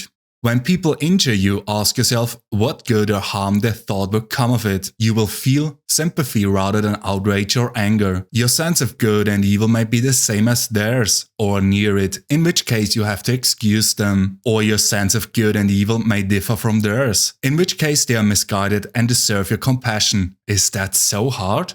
Treat what you don't have as non-existent. Look at what you have, the things you value most, and think of how much you would crave them if you didn't have them. But be careful. Don't feel such satisfaction that you start to overvalue them, that it would upset you to lose them. Self-contraction. The mind's requirements are satisfied by doing what we should, and by the calm it brings us. Discard your misperceptions. Stop being jerked like a puppet. Limit yourself to the present. Understand what happens to you, to others. Analyze what exists. Break it all down, material and cause. Anticipate your final hours. Other people's mistakes? Leave them to their makers. To direct your thoughts to what is said. To focus the mind on what happens and what makes it happen. Wash yourself clean, with simplicity, with humility, with indifference to everything but right and wrong. Care for other human beings. Follow the gods. All are relative, it has been said, and in reality, only atoms. It is enough to remember the first half, all are relative, which is little enough. On death, if atoms dispersed, if oneness quenched or changed. On pain, unendurable pain brings its own end with it. Chronic pain is always endurable. The intelligence maintains serenity by cutting itself off from the body. The mind remains undiminished, and the parts that pain affects, let them speak for themselves, if they can. On ambition, how their minds work, the things they long for and fear. Events like piles of sand, drift upon drift, each one soon hidden by the next. If his mind is filled with nobility, with a grasp of all time, all existence, do you think our human life will mean much to him at all? How could it, he said, or death be very frightening? Not in the least. Kingship, to earn a bad reputation by good deeds. Disgraceful, that the mind should control the face, should be able to shape and mold it as it pleases, but not shape and mold itself. And why should we feel anger at the world, as if the world would notice? May it bring joy to us and those on high, to harvest life like standing stalks of grain, grown and cut down in turn. If I and my 2 children cannot move the gods must have their reasons. For what is just and good is on my side. No chorus of lamentation, no hysterics. Then the only proper response from me to make is this: you are much mistaken, my friend, if you think that any man worth his salt cares about the risk of death and doesn't concentrate on this alone, whether what he is doing is right or wrong and his behavior a good man's or a bad one's. It's like this, gentlemen of the jury, the spot where a person decides to station himself, or wherever his commanding officer stations him. Well, I think that's where he ought to take his stand, and face the enemy, and not worry about being killed, or about anything but doing his duty. But, my good friend, consider the possibility that nobility and virtue are not synonymous with the loss of preservation of one's life. Is it not possible that a real man should forget about living a certain number of years and should not cling to life, but leave it up to the gods, accepting, as women say, that no one can escape his fate, and turn his attention to how he can best live the life before him? To watch the courses of the stars as if you revolved with them, to keep constantly in mind how the elements alter into one another. Thoughts like this wash off the mud of life below. Plato has it right. If you want to talk about people, you need to look down on the earth from above. Herds, armies, farms, weddings, divorces, births, deaths, noisy courtrooms, desert places, all the foreign peoples, holidays, days of mourning, market days, all mixed together, a harmony of opposites. Look at the past, empire succeeding empire, and from that, extrapolate the future, the same thing. No escape from the rhythm of events, which is why observing life for 40 years is as good as 1,000. Would you really see anything new? Earth's offspring back to Earth, but all that's born of heaven to heaven returns again. Either that or the cluster of atoms pulls apart and one way or another the insensible elements disperse. With food and drink and magic spells, seeking some novel way to frustrate death, to labor cheerfully and so endure the wind that blows from heaven. A better wrestler, but not a better citizen. A better person, a better resource in tight places, a better forgiver of faults.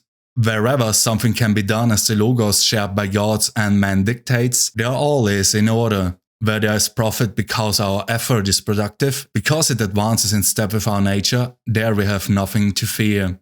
Everywhere at each moment you have the option to accept this event with humility, to treat this person as he should be treated, to approach this thought with care, so that nothing irrational creeps in. Don't pay attention to other people's minds. Look straight ahead, where nature is leading you, nature in general, through the things that happen to you, and your own nature, through your own actions. Everything has to do what it was made for, and other things were made for those with logos. In this respect, as in others.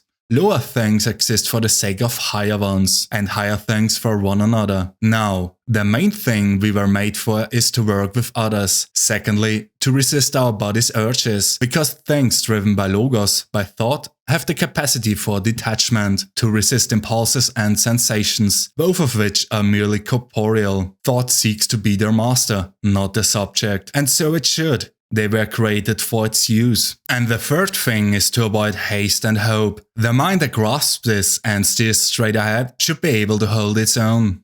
Think of yourself as dead. You have lived your life. Now take what's left and live it properly. To love only what happens, what was destined, no greater harmony. In all that happens, keep before your eyes those who experienced it before you. And felt shock and outrage and resentment at it. And now where are they? Nowhere. Is that what you want to be like? Instead of avoiding all these distracting assaults, leaving the alarms and flight to others, and concentrating on what you can do with it all? Because you can use it. Treat it as raw material. Just pay attention and resolve to live up to your own expectations in everything. And when faced with a choice, remember, our business is with things that really matter. Dig deep. The water, goodness, is down there, and as long as you keep digging, it will keep bubbling up. What the body needs is stability, to be impervious to jolts in all it is and does. The cohesiveness and beauty that intelligence lends to the face, that's what the body needs, but it should come without effort. Not a dancer, but a wrestler, waiting, poised and dug in for sudden assaults. Look at who they really are, the people whose approval you long for, and what their minds are really like. Then you won't blame the ones who make mistakes they can't help, and you won't feel a need for their approval. You will have seen the sources of both, their judgments and their actions. Against our will, our souls are cut off from the truth. Truth, yes, and justice. Self-control, kindness, important to keep this in mind. It will make you more patient with other people. 4 times when you feel pain, see that it doesn't disgrace you or degrade your intelligence, doesn't keep it from acting rationally or unselfishly, and in most cases what Epicurus said should help. That pain is neither unbearable nor unending, as long as you keep in mind its limits and don't magnify them in your imagination. And keep in mind too that pain often comes in disguise, as drowsiness, fever, loss of appetite. When you're bothered by things like that, remind yourself, I'm giving in to pain. Take care that you don't treat inhumanity as it treats human beings. How do we know that Telegus wasn't a better man than Socrates? It's not enough to ask whether Socrates' death was nobler, whether he debated with the sophists more adeptly, whether he showed great endurance by spending the night out in the cold, and when he was ordered to arrest a man from Salamis, decided it was preferable to refuse, and swaggered about the streets, which one could reasonably doubt. What matters is what kind of soul he had, whether he was satisfied to treat man with justice and the gods with reverence, and didn't lose his temper unpredictably at evil done by others, didn't make himself the slave of other people's ignorance, didn't treat anything that nature did as abnormal, or put up with it as an unbearable imposition, didn't put his mind in his body's keeping.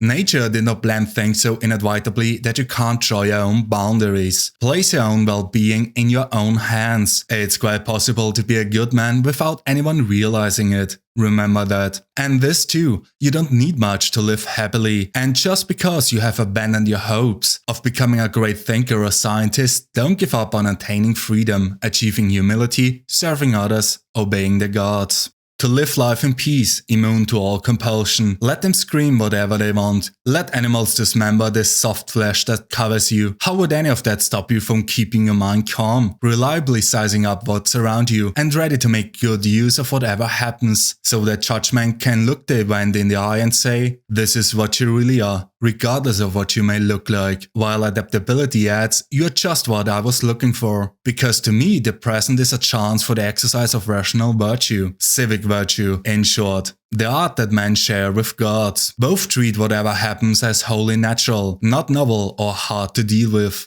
but familiar and easily handled.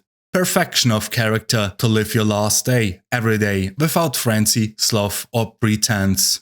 The gods live forever, and yet they don't seem annoyed at having to put up with human beings and their behavior throughout eternity. And not only put up with it, but actively care for them. And you, on the verge of death, you still refuse to care for them, although you're one of them yourself. It's silly to try to escape other people's faults. They are inescapable. Just try to escape your own.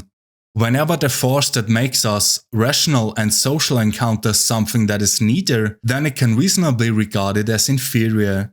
You have given aid and they have received it, and yet, like an idiot, you keep holding out for more, to be credited with a good deed, to be repaid in kind. Why? No one objects to what is useful to him. To be of use to others is natural, then don't object to what is useful to you, being of use. Nature willed the creation of the world. Either all that exists follows logically, or even those to which the world's intelligence most directs its will are completely random, a source of serenity in more situations than one. Book 8. Another encouragement to humility. You can't claim to have lived your life as a philosopher, not even your whole adulthood. You can see for yourself how far you are from philosophy, and so can many others. You are tainted. It's not so easy now to have a reputation as a philosopher, and your position is an obstacle as well, so you know how things stand. Now forget what they think of you. Be satisfied if you can live the rest of your life, however short as your nature demands. Focus on that and don't let anything distract you. You have wandered all over and finally realized that you never found what you were after. How to live. Not in arguments, not in money, or fame, or self-indulgence. Nowhere. Then where is it to be found? In doing what human nature requires. How? Through first principles, which should govern your intentions and your actions. What principles? Those to do with good and evil. That nothing is good except what leads to fairness and self-control and courage and free will. And nothing bad except what does the opposite.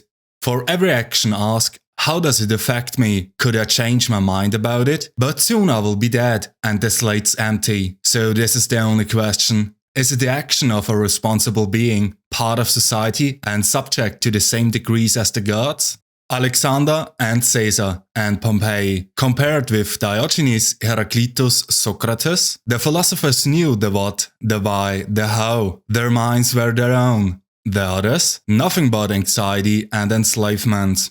You can hold your breath until it turns blue, but they will still go on doing it. The first step. Don't be anxious, nature controls it all, and before long you will be no one, nowhere, like Hadrian, like Augustus. The second step, concentrate on what you have to do. Fix your eyes on it. Remind yourself that your task is to be a good human being. Remind yourself what nature demands of people, then do it, without hesitation, and speak the truth as you see it, but with kindness, with humility, without hypocrisy.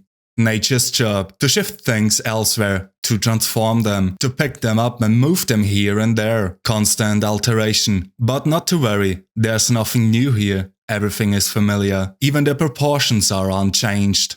Nature of any kind thrives on forward progress, and progress for a rational mind means not accepting falsehood or uncertainty in its perceptions, making unselfish actions its only aim, seeking and shunning only the things it has control over, embracing what nature demands of it, the nature in which it participates, as the leaf's nature does in the trees, except that the nature shared by the leaf is without consciousness or reason, and subject to impediments, whereas that shared by human beings is without impediments,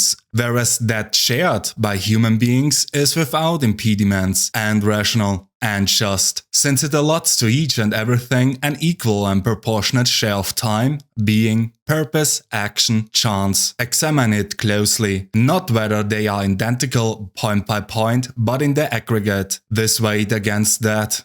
No time for reading, for controlling your arrogance, yes. For overcoming pain and pleasure, yes. For outgrowing ambition, yes. For not feeling anger at stupid and unpleasant people, even for caring about them, for that, yes. Don't be overheard complaining about life at court, not even to yourself. Remorse is annoyance at yourself for having passed up something that's to your benefit. But if it's to your benefit, it must be good. Something a truly good person would be concerned about. But no truly good person would feel remorse at passing up pleasure. So it cannot be to your benefit or good. What is this fundamentally? What is its nature and substance? Its reason for being? What is it doing in the world? How long is it here for? When you have trouble getting out of bed in the morning, remember that your defining characteristic, what defines a human being, is to work with others. Even animals know how to sleep, and it's a characteristic activity that's the more natural one, more innate and more satisfying. Apply them constantly to everything that happens: physics, ethics, logic. When you have to deal with someone, ask yourself, what does he mean by good and bad? If he thinks X or Y about pleasure and pain, and what produces them, about fame and disgrace, about death and life, then it shouldn't shock you or surprise you when he does X or Y. In fact, I will remind myself that he has no real choice. Remember, you shouldn't be surprised that a fig tree produces figs, nor the world what it produces. A good doctor isn't surprised when his patients have fevers, or a helmsman when the wind blows against him. Remember that to change your mind and to accept correction are free acts too. The action is yours, based on your own will, your own decision, and your own mind. If it's in your control, why do you do it? If it's in someone else's, then who you are blaming? Atoms? The gods? Stupid either way. Blame no one. Set people straight, if you can. If not, just repair the damage. And suppose you can't do that either. Then where does blaming people get you? No pointless actions. What dies doesn't vanish. It stays here in the world, transformed, dissolved as parts of the world and of you, which are transformed in turn, without grumbling. Everything is here for a purpose, from horses to wine shoots. What's surprising about that? Even the sun will tell you, I have a purpose, and the other gods as well. And why were you born? For pleasure? See if that answer will stand up to questioning. Nature is like someone throwing a ball in the air, gauging its rise and arc, and where it will fall. And what does the ball gain as it flies upward? Or lose when it plummets to earth? What does the bubble gain from its existence? Or lose by bursting? And the same for a candle. Turn it inside out. What is it like? What is it like old? Or sick? Or selling itself on the streets? They all die soon, praiser and praised, rememberer and remembered. Remembered in these parts or in a corner of them, even where they don't all agree with each other, or even with themselves. And the whole earth a mere point in space. Stick to what's in front of you. Idea, action, utterance. This is what you deserve. You could be good today, but instead you choose tomorrow. What I do? I attribute it to human beneficence. What is it done to me? I accept it and attribute it to the gods and that source from which all things together flow. Like the baths, oil, sweat, dirt, greyish water, all of it disgusting. The whole of life, all of the visible world. Verus leaving Lucilla behind, then Lucilla. Maximus leaving Secunda, and Secunda. Diotimus leaving Epitynchanos, then Epitynchanos, Faustina, leaving Antoninus, then Antoninus, so with all of them. Hadrian leaving Cellar, and Cellar Where have they gone? The brilliant, the insightful ones, the proud, brilliant as Charax and Demetrius, the Platonist and Eudaimon, and the rest of them, short-lived creatures, long dead. Some of them not remembered at all, some become legends. Some lost even to legend. So remember, your components will be scattered too, the life within you quenched, or marching orders and another posting. Joy for human lies in human actions. Human actions, kindness to others, contempt for the senses, the interrogation of appearances, observation of nature and of events in nature. 3 relationships. First, with the body you inhabit. Second, with the divine, the cause of everything in all things. Third, with the people around you. Either pain affects the body, which is the body's problem, or it affects the soul. But the soul can choose not to be affected, preserving its own serenity, its own tranquility. All our decisions, urges, desires, aversions lie within. No evil can touch them. To erase false perceptions, tell yourself, I have it in me to keep my soul from evil, lust and all confusion, to see things as they are and treat them as they deserve. Don't overlook this innate ability to speak to the Senate or anyone in the right tone without being overbearing, to choose the right words. Augustus' court, his wife, his daughter, his grandsons, his stepsons, his sister, Agrippa, the relatives, servants, friends, Arius, Maecenas, the doctors, the sacrificial priests, the whole court dead. And consider the others, not just the deaths of individual, like the family of the Pompeys, that lie in their right on tombs, last surviving descendant. Consider their ancestors' anxiety that there be a successor, but someone has to be the last. There, too, the death of a whole house. You have to assemble your life yourself, action by action, and be satisfied if each one achieves its goal, as far as it can. No one can keep that from happening, but there are external obstacles, not to behaving with justice, self-control and good sense. Well, but perhaps to some more concrete action. But if you accept the obstacle and work with what you're given, an alternative will present itself, another piece of what you're trying to assemble, action by action. To accept it without arrogance, to let it go with indifference.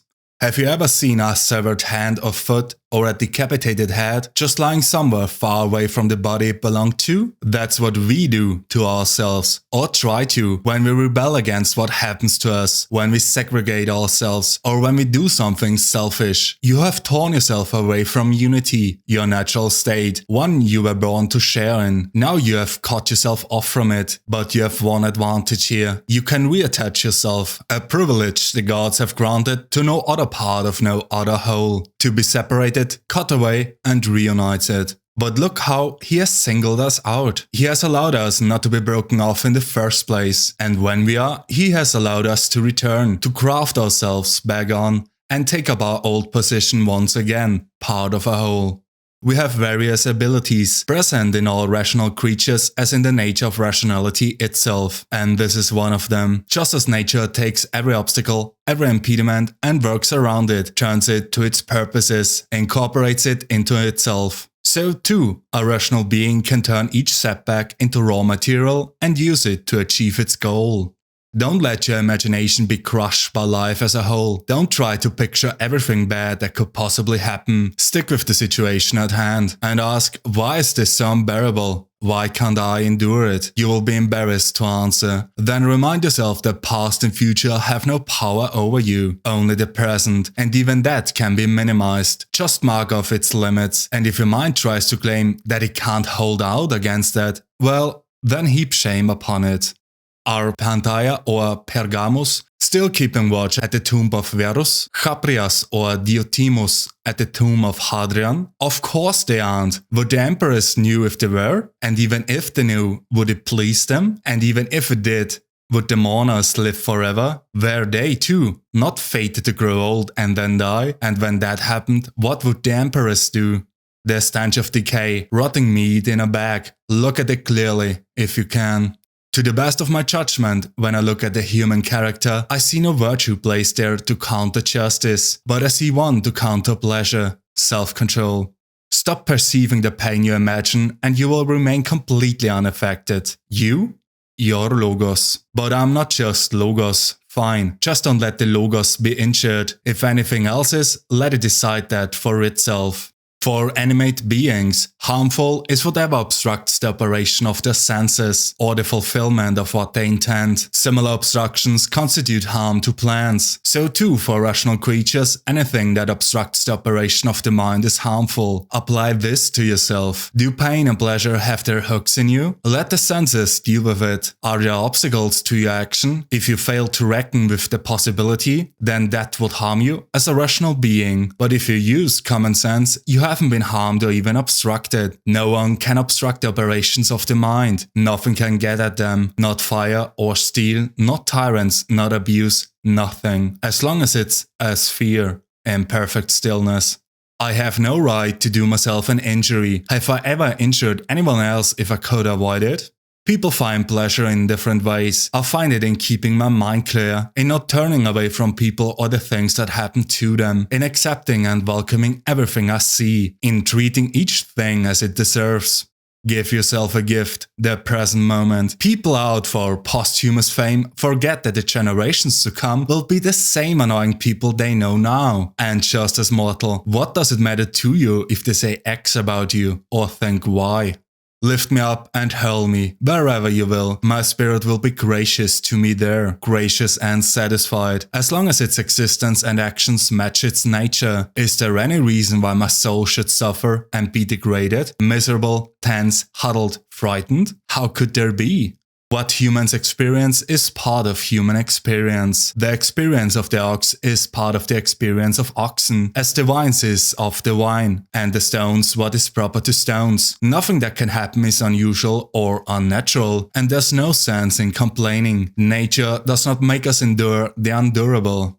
External things are not the problem, it's your assessment of them, which you can erase right now. If the problem is something in your own character, who is stopping you from setting your mind straight? And if it's that, you are not doing something you think you should be. Why not just do it? But there are insurmountable obstacles. Then it's not a problem. The cause of your inaction lies outside you. But how can I go on living with that undone? Then depart, with a good conscience, as if you had done it, embracing the obstacles too. Remember that when it withdraws into itself and finds contentment there, the mind is invulnerable. It does nothing against its will, even if its resistance is irrational, and if its judgment is deliberate and grounded in logic. The mind without passions is a fortress. No place is more secure. Once we take refuge, there we are safe forever. Not to see this is ignorance. To see it and not seek safety means misery. Nothing but what you get from first impressions, that someone has insulted you, for instance. That. But not that it's done you any harm. The fact that my son is sick, that I can see. But that he might die of it? No. Stick with first impressions, don't extrapolate. And nothing can happen to you, or extrapolate, from a knowledge of all that can happen in the world. The cucumber is bitter? Then throw it out. There are thorns in the path? Then go around them. That's all you need to know. Nothing more. Don't demand to know why such things exist. Anyone who understands the world will laugh at you, just as a carpenter would if you seemed shocked at finding sawdust in his workshop. Or a shoemaker at scraps of leather left over from work. Of course, they have a place to dispose of these. Nature has no door to sweep things out of. But the wonderful thing about its workmanship is how, faced with that limitation, it takes everything within it that seems broken, old and useless, transforms it into itself and makes new things from it, so that it doesn't need material from any outside source or anywhere to dispose of what's left over. It relies on itself for all it needs: space, material, and labor. No carelessness in your actions, no confusion in your words, no imprecision in your thoughts, no retreating into your own soul or trying to escape it, no overactivity. They kill you, cut you with knives, shower you with curses, and that somehow cuts your mind off from clearness and sanity and self-control. And justice? A man standing by a spring of clear, sweet water and cursing it, while the fresh water keeps on bubbling up. He can shovel mud into it or dung it, and the stream will carry it away, wash itself clean, remain unstained. To have that, not a cistern, but a perpetual spring. How? By working to win your freedom, hour by hour, through patience, honesty, humility. Not to know what the world is to be ignorant of where you are. Not to know why it's here is to be ignorant of who you are and what it is. Not to know any of this is to be ignorant of why you are here. And what are we to make of anyone who cares about the applause of such people who don't know where or who they are? You want praise from people who kick themselves every 15 minutes. The approval of people who despise themselves. Is it a sign of self-respect to regret nearly everything you do? To join ourselves not just to the air surrounding us through breath, but to the reason that embraces all things through thought. Reason is just as omnipresent, just as widely diffused in those who accept it as air is in those who breathe. The existence of evil does not harm the world, and an individual act of evil does not harm the victim. Only one person is harmed by it, and he can stop being harmed as soon as he decides to. Other people's wills are as independent of mine as their breath and bodies. We may exist for the sake of one another, but our will rules its own domain. Otherwise, the harm they do will cause harm to me, which is not what the gods intended, for my happiness to rest with someone else. We speak of the sun's light as pouring down on us, as pouring over us in all directions. Yet it's never poured out, because it doesn't really pour. It extends, it beams, actai, get their name from their extension, ektainestai, to see the nature of a sunbeam. Look at light as it falls through a narrow opening into a dark room. It extends in a straight line, striking any solid object that stands in its way and blocks the space beyond it. There it remains, not vanishing or falling away. That's what the outpouring, the diffusion of thought should be like. Not emptied out, but extended, and not striking at obstacles with fury and violence, or falling away before them, but holding its ground and illuminating what receives it. What doesn't transmit light creates its own darkness. Fear of death is fear of what we may experience. Nothing at all, or something quite new. But if we experience nothing, we can experience nothing bad. And if our experience changes, then our existence will change with it. Change, but not cease. People exist for one another. You can instruct or endure them. An arrow has one motion and the mind another, even when pausing, even when weighing conclusions. The mind is moving forward toward its goal, to enter others' minds and let them enter yours. Book 9. Injustice is a kind of blasphemy. Nature designed rational beings for each other's sake, to help, not harm one another, as they deserve. To transgress its will, then, is to blaspheme against the oldest of the gods. And to lie is to blaspheme against it too, because nature means the nature of that which is, and that which is the case are closely linked, so that nature is synonymous with truth, the source of all true things. To lie on purpose is to blaspheme. The liar commits deceit and thus injustice, and likewise to lie without realizing it, because the involuntary liar disrupts the harmony of nature, its order. He is in conflict with the way the world is structured, as anyone is who deviates toward what is opposed to the truth. Even against his will, nature gave him the resources to distinguish between true and false, and he neglected them, and now can't tell the difference, and to pursue pleasure as good and flee from pain as evil. That too is blasphemous. Someone who does that is bound to find himself constantly reproaching nature, complaining that it doesn't treat the good and bad as they deserve, but often lets the bad enjoy pleasure and the things that produce it, and makes the good suffer pain and the things that produce pain. And moreover, to fear pain is to fear something that's bound to happen, the world being what it is, and that again is blasphemy.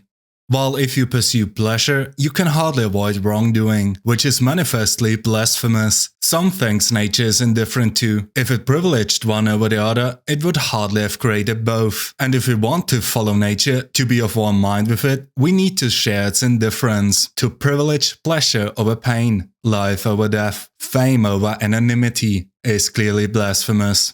Nature certainly doesn't, and when I say that nature is indifferent to them, I mean that they happen indifferently, at different times, to the things that exist and the things that come into being after them. Through some ancient decree of providence, the decree by which from some initial starting point it embarked on the creation that we know, by laying down the principles of what was to come and determining the generative forces, existence and change, and their successive stages. Real good luck would be to abandon life without ever encountering dishonesty or hypocrisy or self-indulgence or pride. But the next best voyage is to die when you have had enough. Or are you determined to lay down with evil? Hasn't experience even taught you that? To avoid it like the plague? Because it is a plague, a mental cancer, worse than anything caused by tainted air or unhealthy climate. Diseases like that can only threaten your life. This one attacks your humanity. Don't look down on death, but welcome it. It too is one of the things required by nature, like youth and old age, like growth and maturity, like a new set of teeth, a beard, the first grey hair, like sex and pregnancy and childbirth, like all the other physical changes at each stage of life. Our dissolution is no different. So this is how a thoughtful person should await death, not with indifference, not with impatience, not with disdain, but simply viewing it as one of the things that happened to us. Now you anticipate the child's emergence from its mother's womb. That's how you should await the hour when your soul will emerge from its compartment. Or perhaps you need some tidy aphorism to tuck away in the back of your mind. Well, consider two things that should reconcile you to death: the nature of the things you will leave behind you and the kind of people you will no longer be mixed up with. There's no need to feel resentment toward them. In fact, you should look out for their well-being and be gentle with them. But keep in mind that everything you believe is meaningless to those you leave behind. Because that's all that could restrain us, if anything could. The only thing that could make us want to stay here, the chance to live with those who share our vision. But now, look how tiring it is. This discord we live in. Enough to make you say to death, "Come quickly, before I start to forget myself, like them." To do harm is to do yourself harm. To do an injustice is to do yourself an injustice. It degrades you. And you can also commit injustice by doing nothing. Objective judgment, now, at this very moment. Unselfish action, now, at this very moment. Willing acceptance, now, at this very moment. Of all external events, that's all you need. Blot out your imagination. Turn your desire to stone. Quench your appetites. Keep your mind centered on itself. Animals without the logos are assigned the same soul, and those who have the logos share one too, a rational one. Just as all earthly creatures share one earth, just as we all see by the same light and breathe the same air, all of us who see and breathe. All things are drawn toward what is like them, if such a thing exists. All earthly things feel the earth's tug, all wet things flow together, and airy things as well, so they have to be forcibly prevented from mixing. Fire is naturally drawn upward by that higher fire, but ready to ignite at the slightest touch of other, earthly flame, so that anything drier than usual makes good fuel, because less of what hinders combustion is mixed in with it, and things that share an intelligent nature are just as prone to seek out what is like them, if not more so, because their superiority in other ways is matched by their greater readiness to mix and mingle with their counterparts. Even in irrational beings we see swarms and herds, and nesting, and love not unlike ours, because they do have souls, and the bounding instinct is found in a developed form, not something we see in plants, or stones, or trees. And it's still more developed in rational beings, with their states, friendships, families, groups, their treaties and truces. And in those yet more developed, there is a kind of unity even between separate things, the kind that we see in the stars. An advanced level of development can produce a sympathy even in things that are quite distinct. But look how things are now. The rational things are the only ones that have lost that sense of attraction, of convergence. Only there do we not see that intermingling. But however much they try to avoid it, there's no escaping. Nature is stronger. As you can see if you look closely, concrete objects can pull free of the earth more easily than humans can escape humanity. Humanity, divinity, and the world. All of them bearing fruit, each fruitful in its season. Normally we limit the word to vines and other plants, unnecessarily. The fruit of the Logos nourishes both us and it, and other things spring from it too, of the same species as the Logos itself. Convince them not to, if you can, and if not, remember, the capacity for patience was given us for a reason. The gods are patient with them too, and even help them to concrete things, health, money, fame, such as the gods' goodness, and yours too, if you want it. What's stopping you? Not to rouse pity, not to win sympathy or admiration, only this: activity, stillness, as the logos of the state requires. Today I escaped from anxiety. Or no, I discarded it, because it was within me, in my own perceptions, not outside. Known by long experience, limited in lifespan, debased in substance, all of it, now as then, in the time of those we buried. Things wait outside us, hover at the door, they keep to themselves. Ask them who they are and they don't know. They can give no account of themselves. What accounts for them? The mind does. Not being done to, but doing. The source of good and bad for rational and political beings, where their own goodness and badness is found, not in being done to, but in doing. A rock thrown in the air, it loses nothing by coming down, gained nothing by going up.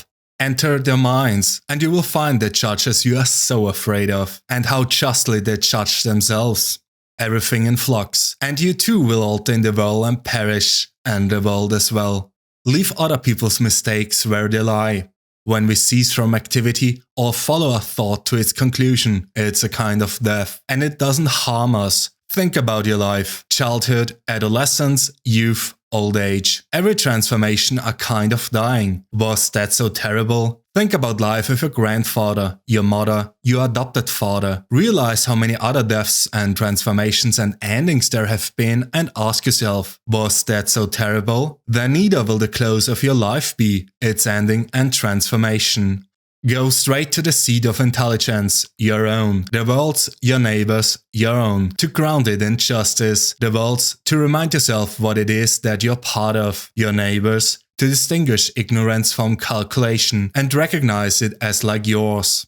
You participate in a society by your existence, then participate in its life through your actions. All your actions. Any action not directed toward a social end, directly or indirectly, is a disturbance to your life, an obstacle to wholeness, a source of dissension. Like the man in the assembly, a faction to himself, always out of step with the majority.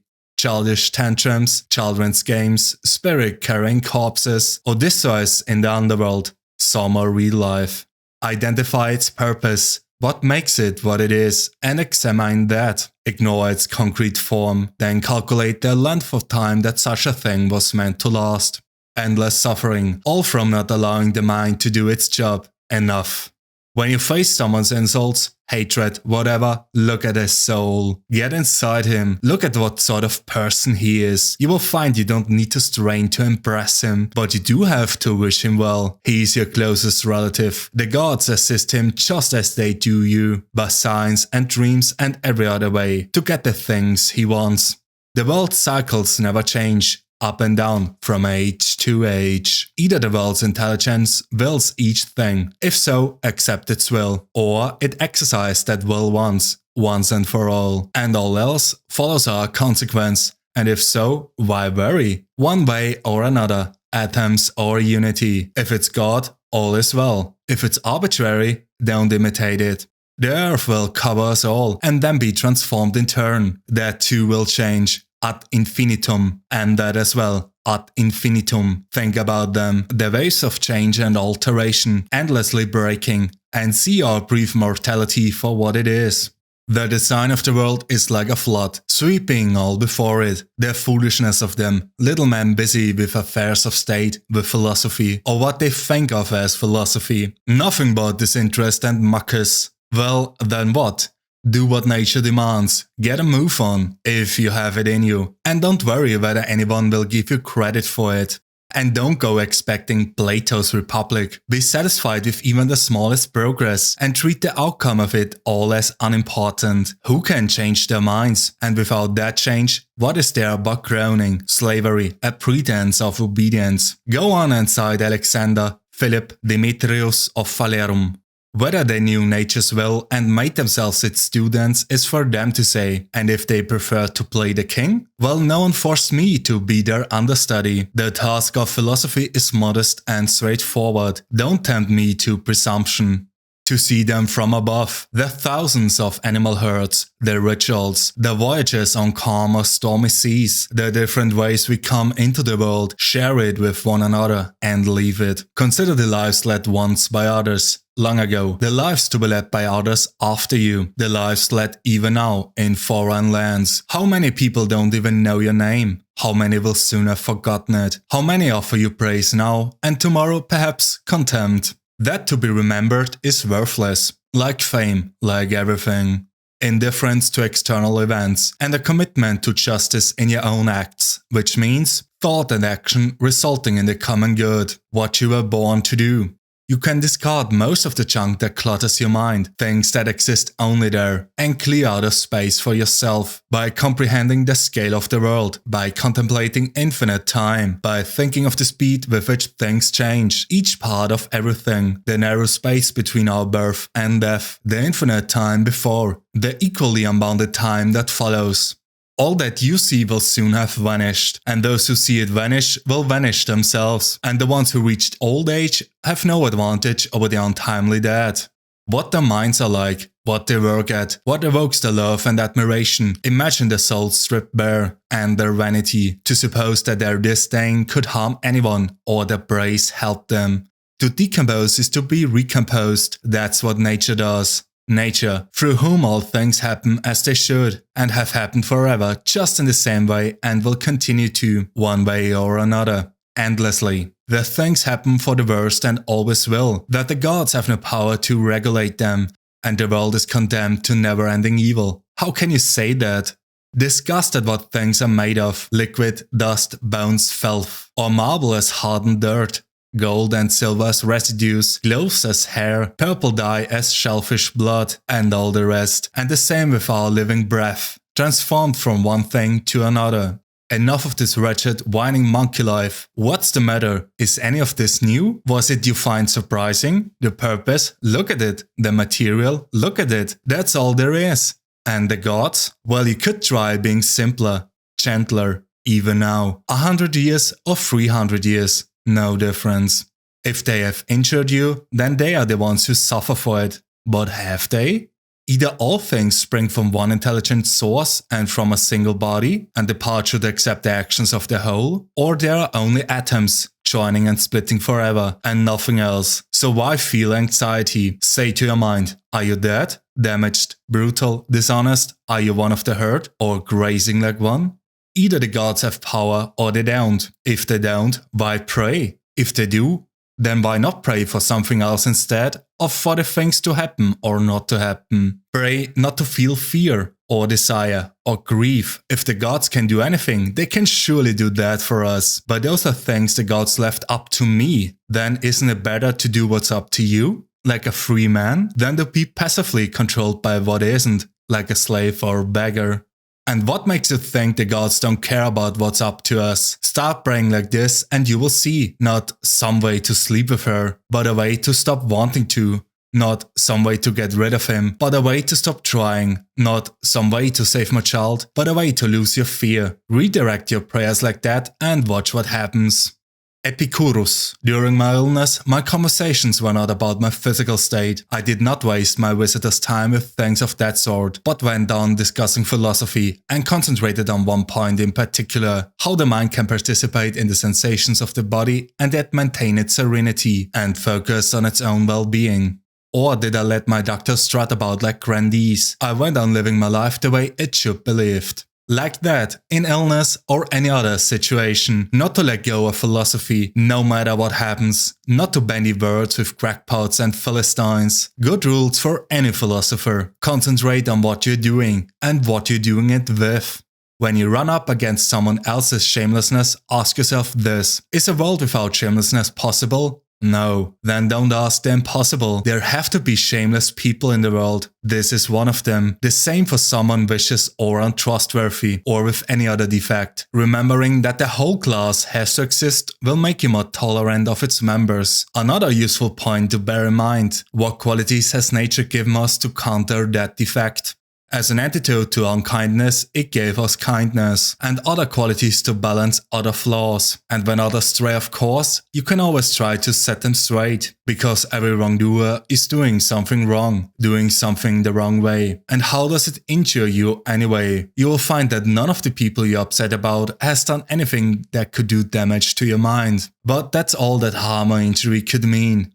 Yes, vulgar people do vulgar things. What's strange or unheard of about that?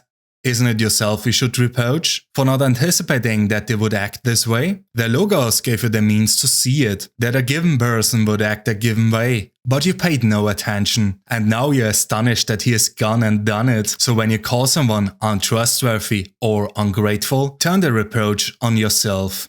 It was you who did wrong by assuming that someone with those traits deserved your trust, or by doing them a favor and expecting something in return, instead of looking to the action itself for your reward. What else did you expect from helping someone out? Isn't it enough that you have done what your nature demands? You want a salary for it too? As if your eyes expected a reward for seeing, or your feet for walking. That's what they are made for. By doing what they were designed to do, they are performing their function, whereas humans were made to help others. And when we do help others or help them to do something, we are doing what we were designed for. We perform our function.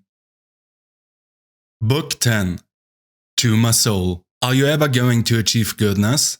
Ever going to be simple, whole and naked? As plain to see as the body that contains you? Know what an affectionate and loving disposition would feel like? Ever be fulfilled? Ever stop desiring, lusting and longing for people and things to enjoy? Or for more time to enjoy them? Or for some other place or country? A more temperate climate? Or for people easier to get along with? And instead be satisfied with what you have and accept the present? All of it. And convince yourself that everything is the gift of the gods, that things are good and always will be, whatever they decide and have in store for the preservation of that perfect entity.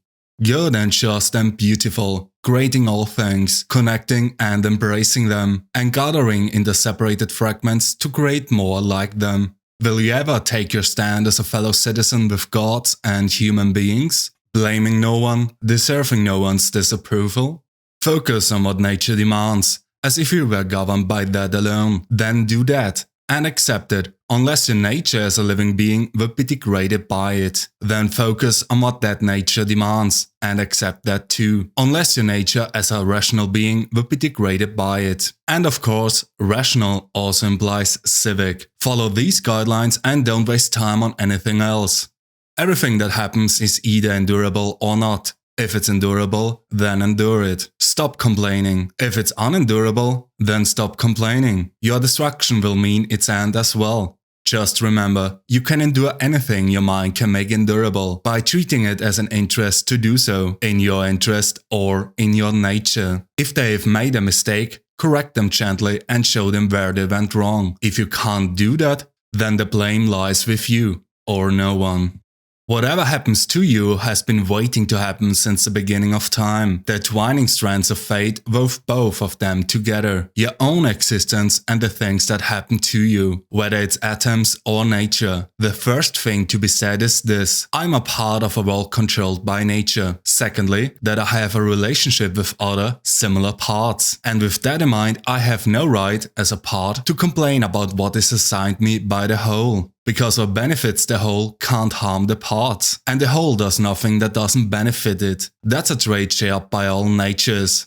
But the nature of the world is defined by a second characteristic as well. No outside force can compel it to cause itself harm. So by keeping in mind the whole I form a part of, I will accept whatever happens. And because of my relationship to the other parts, I will do nothing selfish, but aim instead to join them, to direct my every action toward what benefits us all and to avoid what doesn't. If I do all that, then my life should go smoothly, as you might expect a citizen's life to go. One whose actions serve his fellow citizens and who embraces the community's degree. The whole is compounded by nature of individual parts, whose destruction is inevitable. Destruction here meaning transformation. If the process is harmful to the parts and unavoidable, then it's hard to see how the whole can run smoothly, with parts of it passing down from one state to another, all of them built only to be destroyed in different ways. Does nature set out to cause its own components harm and make them vulnerable to it? Indeed,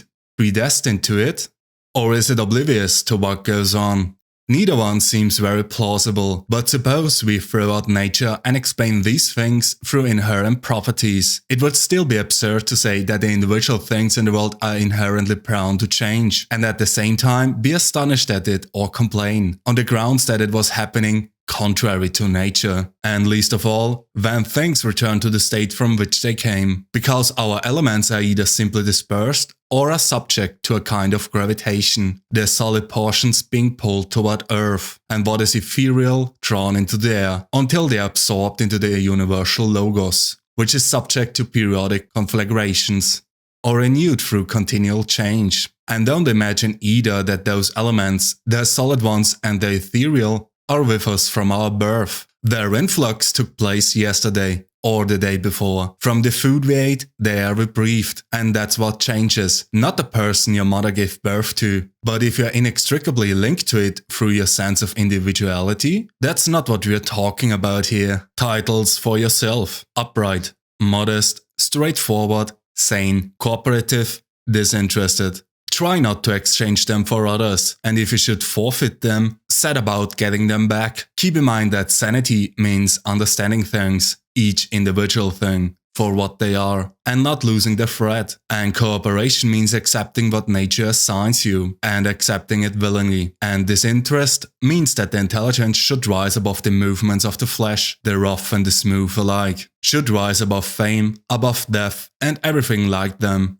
If you maintain your claim to these titles without caring if others apply them to you or not, you will become a new person, living a new life. To keep on being the person that you have been, to keep being mauled and degraded by the life you're living, is to be devoid of sense and much too fond of life. Like those animal fighters at the games, torn half to pieces, covered in blood and gore, and still pleading to be held over till tomorrow, to be bitten and clawed again. Set sail then, with this handful of titles to guide you, and steer a steady course, if you can, like an immigrant to the islands of the joyful. And if you feel yourself adrift, as if you have lost control, then hope for the best, and put in somewhere where you can regain it.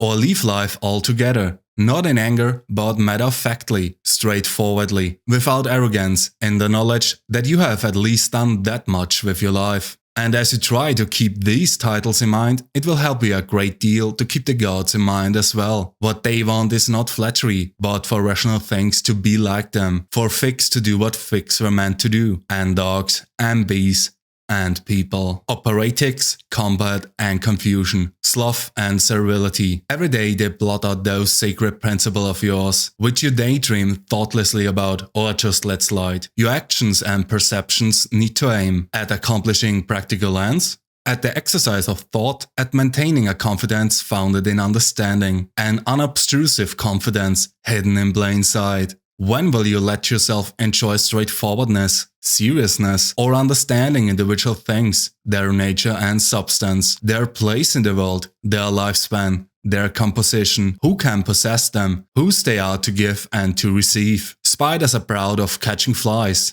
men of catching hares, fish in a net, boars, bears, sarmatians. Criminal psychology. How they all change into one another. Acquire the ability to see that. Apply it constantly. Use it to train yourself. Nothing is as conducive to spiritual growth. He has stripped away his body and realizing that at some point he will have to abandon mankind and leave all this behind, has dedicated himself to serving justice in all he does, and nature in all that happens. What people say or think about him or how they treat him isn't something he worries about. Only these two questions. Is what he's doing now the right thing to be doing? Does he accept and welcome what he has been assigned? He has stripped away all other occupations, all other tasks. He wants only to travel a straight path to the gods by way of law. Why all this guesswork? You can see what needs to be done. If you can see the road, follow it cheerfully without turning back. If not, Hold up and get the best advice you can. If anything gets in the way, forge on ahead, making good use of what you have on hand, sticking to what seems right, the best goal to achieve and the one we fall short of when we fail. To follow the logos in all things is to be relaxed and energetic, joyful and serious at once. When you wake up, ask yourself, does it make any difference to you if other people blame you for doing what's right? It makes no difference. Have you forgotten what the people who are so noisy in praise or blame of others are like as they sleep and eat? Forgotten their behavior, their fears, their desires, their thefts and depredations? Not physical ones, but those committed by what should be highest in them. What creates when it chooses loyalty, humility, truth, order, well-being. Nature gives and nature takes away. Anyone with sense and humility will tell her, give and take as you please, not out of defiance, but out of obedience and goodwill. Only a short time left. Live as if you were alone, out in the wilderness. No difference between here and there. The city that you live in is the world. Let people see someone living naturally and understand what that means. Let them kill him if they can't stand it. Better than living like this. To stop talking what the good man is like and just be one. Continual awareness of all time and space, of the size and lifespan of the things around us, a grape seed in infinite space, a half twist of a corkscrew against eternity. Bear in mind that everything that exists is already fraying at the edges and in transition, subject to fragmentation and to rot, or that everything was born to die. How they act when they eat and sleep, and mate and defecate and all the rest, then when they order and exult, or rage and thunder from on high. And yet, just consider the things they submitted to a moment ago, and the reasons for it, and the things they will submit to again before very long. Each of us needs what nature gives us, when nature gives it. The earth knows longing for the rain, the sky knows longing, and the world longs to create what will come to be. I'll tell it, I share your longing. And isn't that what we mean by inclined to happen? Possibilities. First, to keep on living. You should be used to it by now. Second, to end it. It was your choice, after all. Third, to die, having met your obligations. Those are the only options. Reason for optimism. Keep always before you that this is no different from an empty field. And the things in it are the same as on a mountaintop, or on the seashore, wherever. Plato gets to the heart of it, fencing a sheepfold in the mountains and milking goats or sheep. My mind, what is it? What am I making of it? What am I using it for? Is it empty of thought, isolated and turned loose from those around it, melted into flesh and blended with it, so that it shares its urges? When a slave runs away from his master, we call him a fugitive slave. But the law of nature is a master too, and to break it is to become a fugitive, to feel grief, anger or fear is to try to escape from something decreed by the ruler of all things, now or in the past or in the future, and that ruler is law, which governs what happens to each of us. To feel grief or anger or fear is to become a fugitive from justice. He deposits his sperm and leaves, and then a force not his takes it and goes to work and creates a child. This?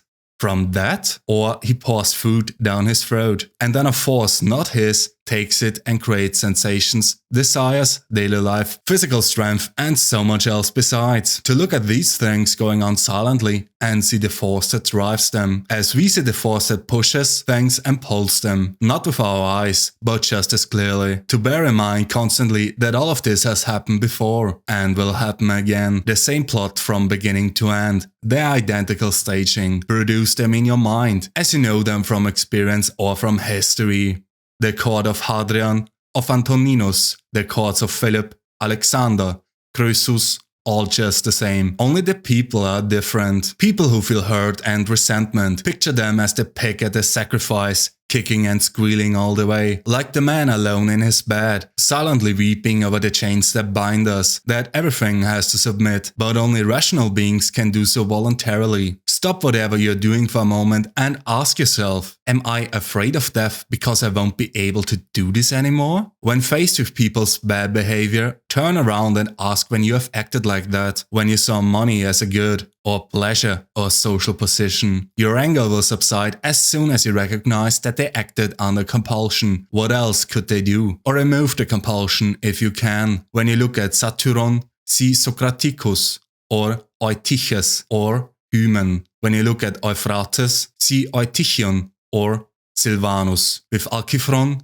Tropheophorus. When you look at Xenophon, see Crito or Severus. When you look at yourself, see any of the emperors, and the same with everyone else. Then let it hit you. Where are they now? Nowhere. Or wherever. That way you will see human life for what it is. Smoke. Nothing. Especially when you recall that once things alter, they cease to exist for all the endless years to come. Then why such turmoil? To live your brief life rightly, isn't that enough? The raw material you're missing, the opportunities. What is any of this but training? Training for your logos. In life observed accurately, scientifically. So keep at it until it's fully digested. As a strong stomach digests whatever it eats. As a blazing fire takes whatever you throw on it and makes it light and flame. That no one can say truthfully that you're not a straightforward or honest person. That anyone who thinks that beliefs are falsehood. Their responsibility is all yours. No one can stop you from being honest or straightforward. Simply resolve not to go on living if you aren't. It would be contrary to the logos. Given the material we're made of, what's the sanest thing that we can do or say? Whatever it might be, you can do or say it. Don't pretend that anything's stopping you. You will never stop complaining until you feel the same pleasure that the hedonists get from self-indulgence. Only from doing what's proper to human beings as far as circumstances, inherent or fortuitous, allow. Enjoyment means doing as much of what your nature requires as you can, and you can do that anywhere, a privilege not granted to a cylinder to determine its own action, or to water, or fire, or any of the other things governed by nature alone, or by an irrational soul.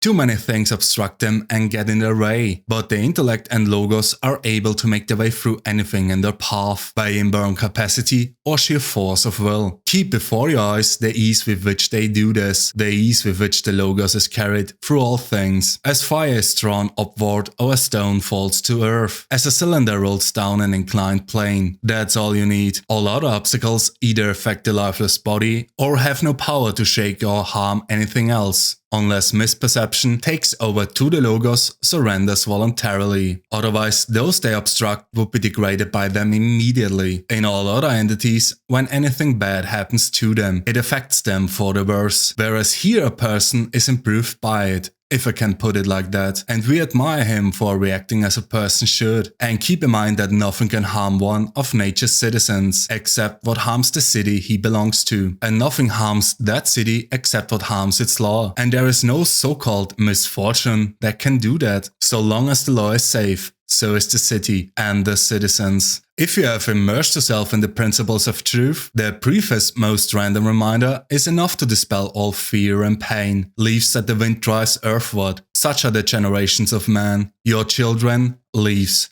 Leaves applauding loyally and heaping praise upon you, or turning around and calling down curses, sneering and mocking from a safe distance. A glorious reputation handed down by leaves. All of these spring up in springtime, and the wind blows them all away, and the tree puts forth others to replace them. None of us have much time, and yet you act as if things were eternal, the way you fear and long for them. Before long, darkness, and whoever buries you mourned in their turn. A healthy pair of eyes should see everything that can be seen and not say, no, too bright, which is a symptom of the disease of ophthalmia. A healthy sense of hearing or smell should be prepared for any sound or scent. A healthy stomach should have the same reaction to all foods as a mill to what it grinds. So too, a healthy mind should be prepared for anything. The one that keeps saying, "Are my children alright?" or "Everyone must approve of me," is like eyes that can only stand pale colors, or teeth that can handle only mush. It doesn't matter how good a life you have led, there will still be people standing around the bed who will welcome the sad event, even with the intelligent and good.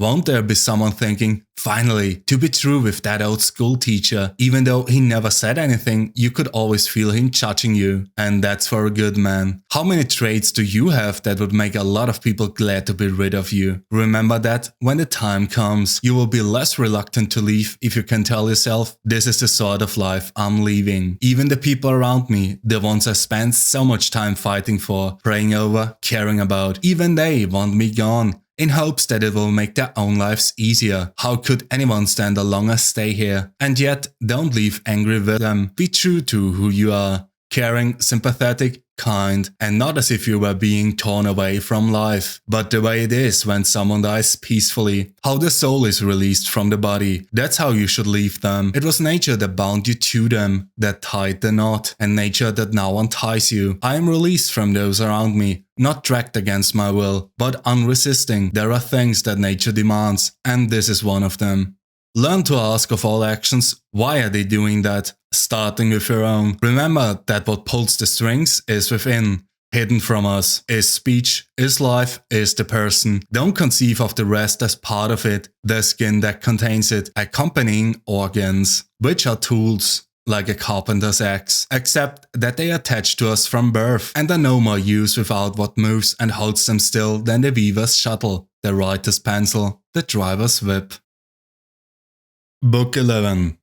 Characteristics of the rational soul: self-perception, self-examination, and the power to make of itself whatever it wants. It reaps its own harvest, unlike plants, and in a different way animals, whose yield is gathered in by others. It reaches its intended goal, no matter where the limit of its life is set, not like dancing and theater and things like that, where the performance is incomplete if it's broken off in the middle. But at any point, no matter which one you pick, it has fulfilled its mission, done its work completely. So that it can say, I have what I came for. It surveys the world and the empty space around it, and the way it's put together. It delves into the endlessness of time to extend its grasp and comprehension of the periodic births and rebirths that the world goes through. It knows that those who come after us will see nothing different, that those who came before us saw no more than we do, and that anyone with 40 years behind him and eyes in his head has seen both past and future,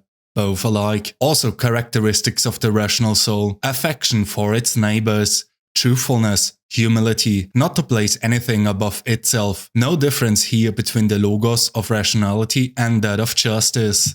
To acquire indifference to pretty singing, to dancing, to the martial arts. Analyze the melody into the notes that form it, and as you hear each one, ask yourself whether you're powerless against that. That should be enough to deter you. The same with dancing, individual movements and tableau. And the same with the martial arts, and with everything except virtue and what springs from it. Look at the individual parts and move from analysis to indifference. Apply this to life as a whole.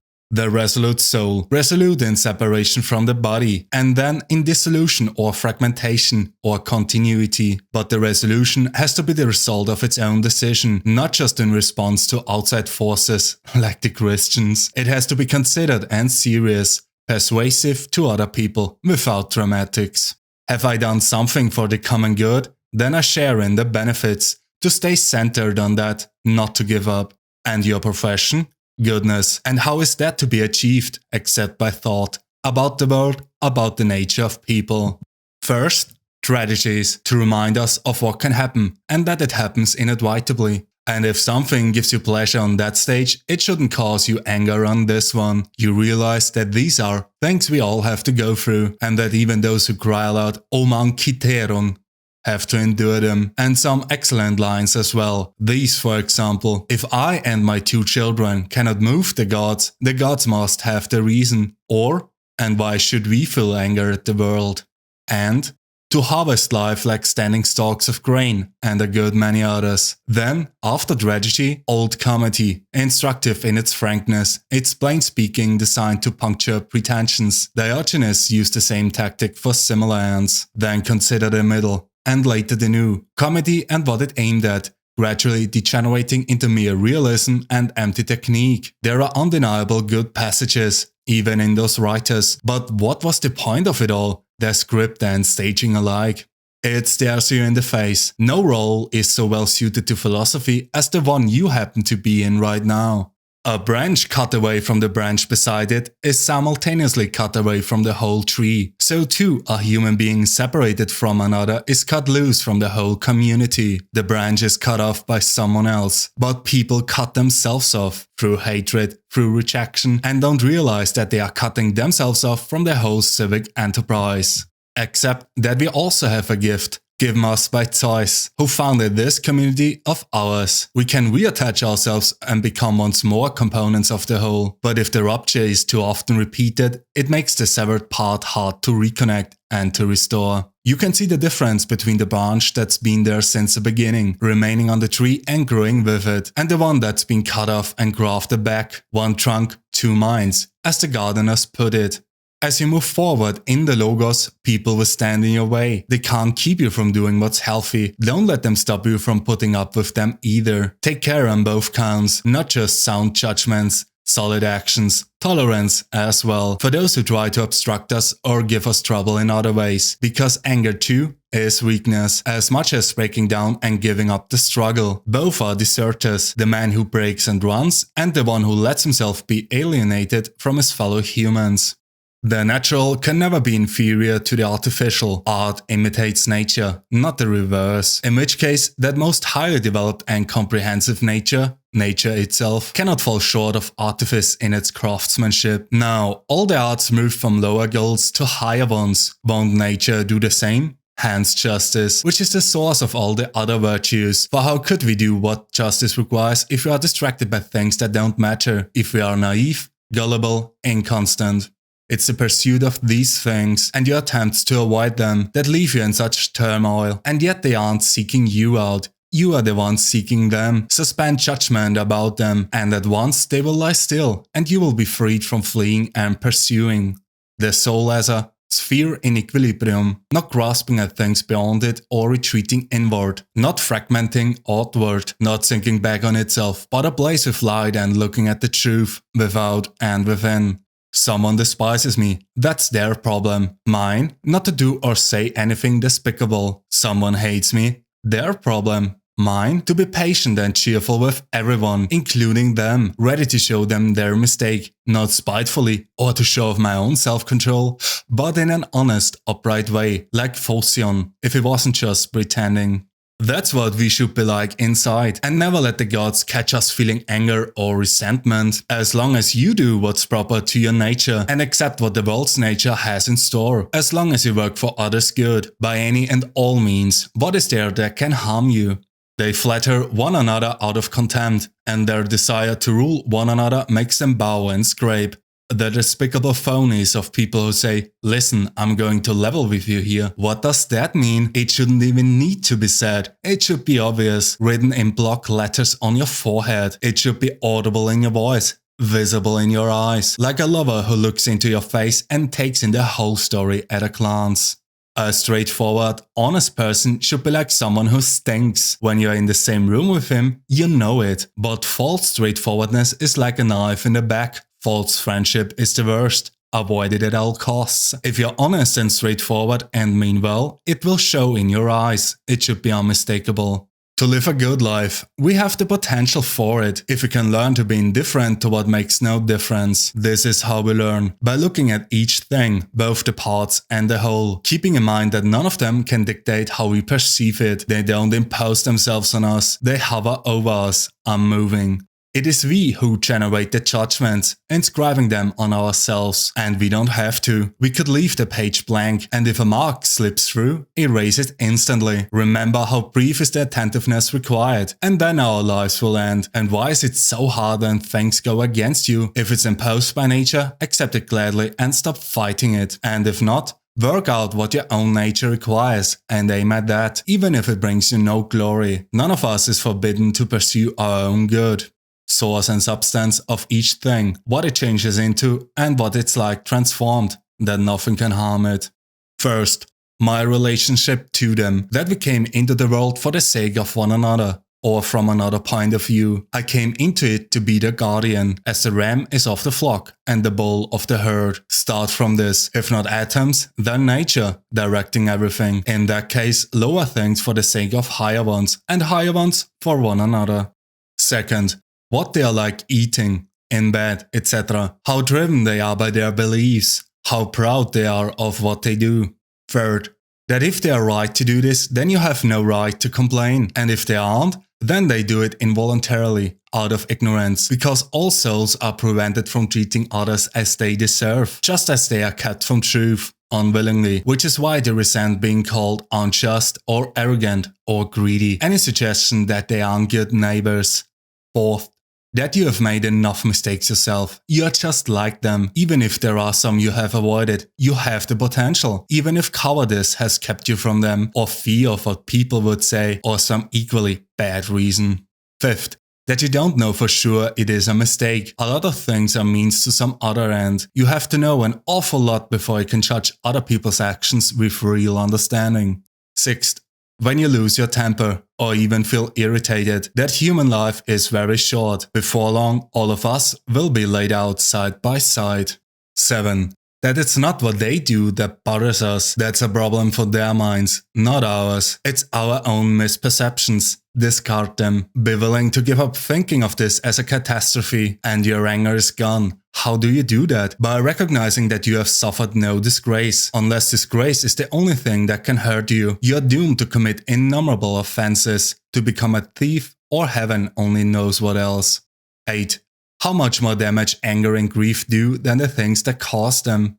9. That kindness is invincible, provided it's sincere, not ironic or an act. What can even the most vicious person do if you keep treating them with kindness and gently set him straight? If you get the chance, correct him cheerfully at the exact moment that he's trying to do you harm. No, my friend, that isn't what we're here for. It isn't me who's harmed by that, it's you. And show him gently and without pointing fingers that it's so. That bees don't behave like this or any other animals with a sense of community. Don't do it sardonically or meanly, but affectionately, with no hatred in your heart, and not ex cathedra or to impress third parties, but speaking directly, even if there are other people around. Keep these 9 points in mind, like gifts from the 9 muses, and start becoming a human being.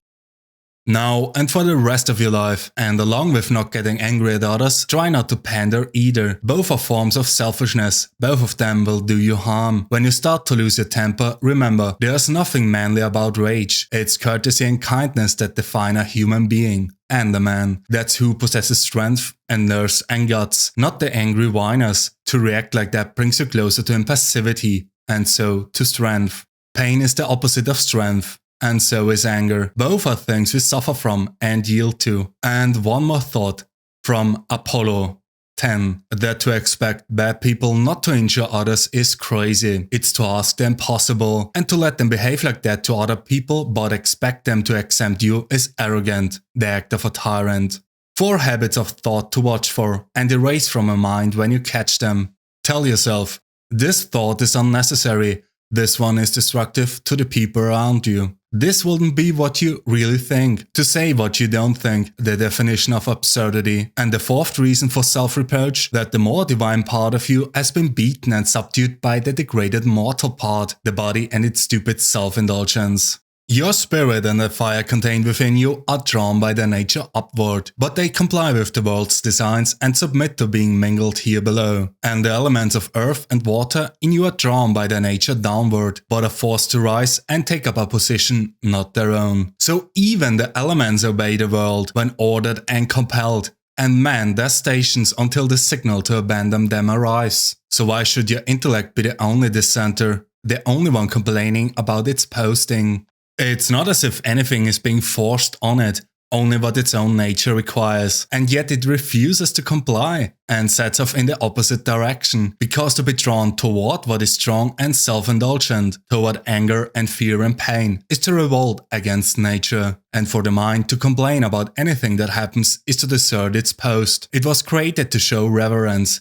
respect for the divine, no less than to just act justly. That too is an element of coexistence and a prerequisite for justice. If you don't have a consistent goal in life, you can't live it in a consistent way. Unhelpful unless you specify a goal. There is no common benchmark for all the things that people think are good, except for a few, the ones that affect us as well. So the goal should be a common one, a civic one. If you direct all your energies toward that, your actions will be consistent, and so will you. The town mouse and the country mouse. Distress and agitation of the town mouse. Socrates used to call popular beliefs the monsters under the bed, only useful for frightening children with. At festivals, the Spartans put the guests' seats in the shade, but set themselves down anywhere. Socrates declining Perdiccas' invitation so as to avoid dying 1,000 deaths by accepting a favor he couldn't pay back. This advice from Epicurean writings to think continually of one of the men of old who lived a virtuous life. The Pythagoreans tell us to look at the stars at daybreak to remind ourselves how they complete the tasks assigned them, always the same tasks, the same way, and their order, purity, nakedness, stars were no concealment. Socrates dressed in a towel, the time Xantippe took his cloak and went out. The friends who were embarrassed and avoided him when they saw him dressed like that, and what Socrates said to them, "Mastery of reading and writing requires a master, still more so life. For you are but a slave and have no claim to logos. But my heart rejoiced and cheer at virtue with the taunts and snares. Stupidity is expecting figs in winter or children in old age. As you kiss your son goodnight, says Epictetus, whisper to yourself, he may be dead in the morning. Don't tempt fate, you say, by talking about the natural event. Is fate tempted when you speak of grain being reaped? Grapes, unripe, ripened, then raisins, constant transitions, not the not, but the not yet. No thefts of free will reported, Epictetus. We need to master the art of acceptance. We need to pay attention to our impulses, making sure they don't go unmoderated, that they benefit others, that they are worthy of us. We need to steer clear of desire in any form and not try to avoid what's beyond our control. This is not a debate about just anything, he said, but about sanity itself. Socrates, what do you want, rational minds or irrational ones? Rational ones? Healthy or sick? Healthy, then work to obtain them. We already have. Then why all this squabbling? Book 12. Everything you're trying to reach by taking the long way round, you could have right now. This moment. If you would only stop thwarting your own attempts, if you would only let go of the past and trust the future to the gods, and guide the present toward reverence and justice. Reverence, so you will accept what you allotted. Nature intended it for you, and you for it. Justice, so that you will speak the truth, frankly and without evasions, and act as you should, and as other people deserve. Don't let anything deter you, other people's misbehavior, your own misperceptions, what people will say, or the feelings of the body that covers you. Let the affected part take care of those. And if, when it's time to depart, you shunt everything aside except your mind and that divinity within. If it isn't ceasing to live, that you are afraid of, but never beginning to live properly, then you will be worthy of the world that made you. No longer an alien in your own land, no longer shocked by everyday events, as if they were unheard of aberrations, no longer at the mercy of this or that. God sees all our souls freed from the fleshy containers, stripped clean of their bark, cleansed of their grime. He grasped, with his intelligence alone, what was poured and channeled from himself into them. If you learn to do the same, you can avoid a great deal of distress. When you see through the flesh that covers you, will you be unsettled by clothing, mansions, celebrity, the painted sets, the costume cupboard? Your three components, body, breath, mind, too are yours in trust. To the third alone, you have clear title. If you can cut yourself, your mind, free of whatever people do and say, of what you have said or done, of the things that you are afraid will happen, the impositions of the body that contains you and the breath within, and what the whirling chaos sweeps in from outside, so that the mind is freed from fate, brought to clarity, and lives life on its own recognizance, doing what's right, accepting what happens, and speaking the truth. If you can cut free of impressions that cling to the mind, free of the future and the past, can make yourself, as Empedocles says, as fair, rejoicing in its perfect stillness, and concentrate on living what can't be lived, which means the present, then you can spend the time you have left in tranquility, and in kindness, and at peace with the spirit within you. It never ceases to amaze me. We all love ourselves more than other people, but care more about their opinion than our own. If a god appeared to us, or a wise human being even, and prohibited us from concealing our thoughts, or imagining anything without immediately shouting it out, we wouldn't make it through a single day. That's how much we value other people's opinions, instead of our own. How is it that the gods arranged everything with such skill, such care for our well-being, and somehow overlooked one thing, that certain people, in fact the best of them, the gods' own partners, the ones whose piety and good works brought them closest to the divine, that these people, when they die, should cease to exist forever? Utterly vanished? Well, assuming that's really true, you can be sure they would have arranged things differently. If that had been appropriate, if it were the right thing to do, they could have done it. And if it were natural, nature would have demanded it. So from the fact that they didn't, if that's the case, we can conclude that it was inappropriate. Surely you can see yourself that to ask the question is to challenge the gods' fairness. And why would you be bringing in fairness unless the gods are, in fact, fair? And absolutely so. And if they are, how could they have carelessly overlooked something so unfair, so illogical in setting up the world? Practice even what seems impossible. The left hand is useless at almost everything for lack of practice, but it guides the reins better than the right, from practice. The condition of soul and body when the death comes for us, shortness of life, vastness of time before and after, fragility of matter. To see the cause of things stripped bare, the aim of actions, pain, pleasure, death, fame. Who is responsible for our own restlessness? That no one obstructs us, that it's all in how you perceive it. The student as boxer, not fencer. The fencer's weapon is picked up and put down again. The boxer's is part of him. All he has to do is clench his fist. To see things as they are, substance, cause and purpose. The freedom to do only what God demands and accept whatever God sends us. What it's made of. The gods are not to blame. They do nothing wrong on purpose or by accident, nor men either. They don't do it on purpose. No one is to blame. The foolishness of people who are surprised by anything that happens, like travelers amazed at foreign customs. Fatal necessity and inescapable order, or benevolent providence, or confusion, random and undirected. If it's an inescapable necessity, why resist it? If it's providence and admits of being worshipped, then try to be worthy of God's aid. If it's confusion and anarchy, then be grateful that on this raging sea you have a mind to guide you. And if the storm should carry you away, let it carry off flesh, breath, and all the rest, but not the mind, which can't be swept away. The lamp shines until it is put out, without losing its gleam, and yet in you it all gutters out so earthly. Truth, justice, self-control? When someone seems to have injured you, but how can I be sure? And in any case, keep in mind. First, that he's already been tried and convicted by himself, like scratching your own eyes out. Second, that to expect a bad person not to harm others is like expecting fig trees not to secrete juice, babies not to cry, horses not to neath. The inevitably not to happen. What else could they do with that sort of character? If you're still angry, then get to work on that.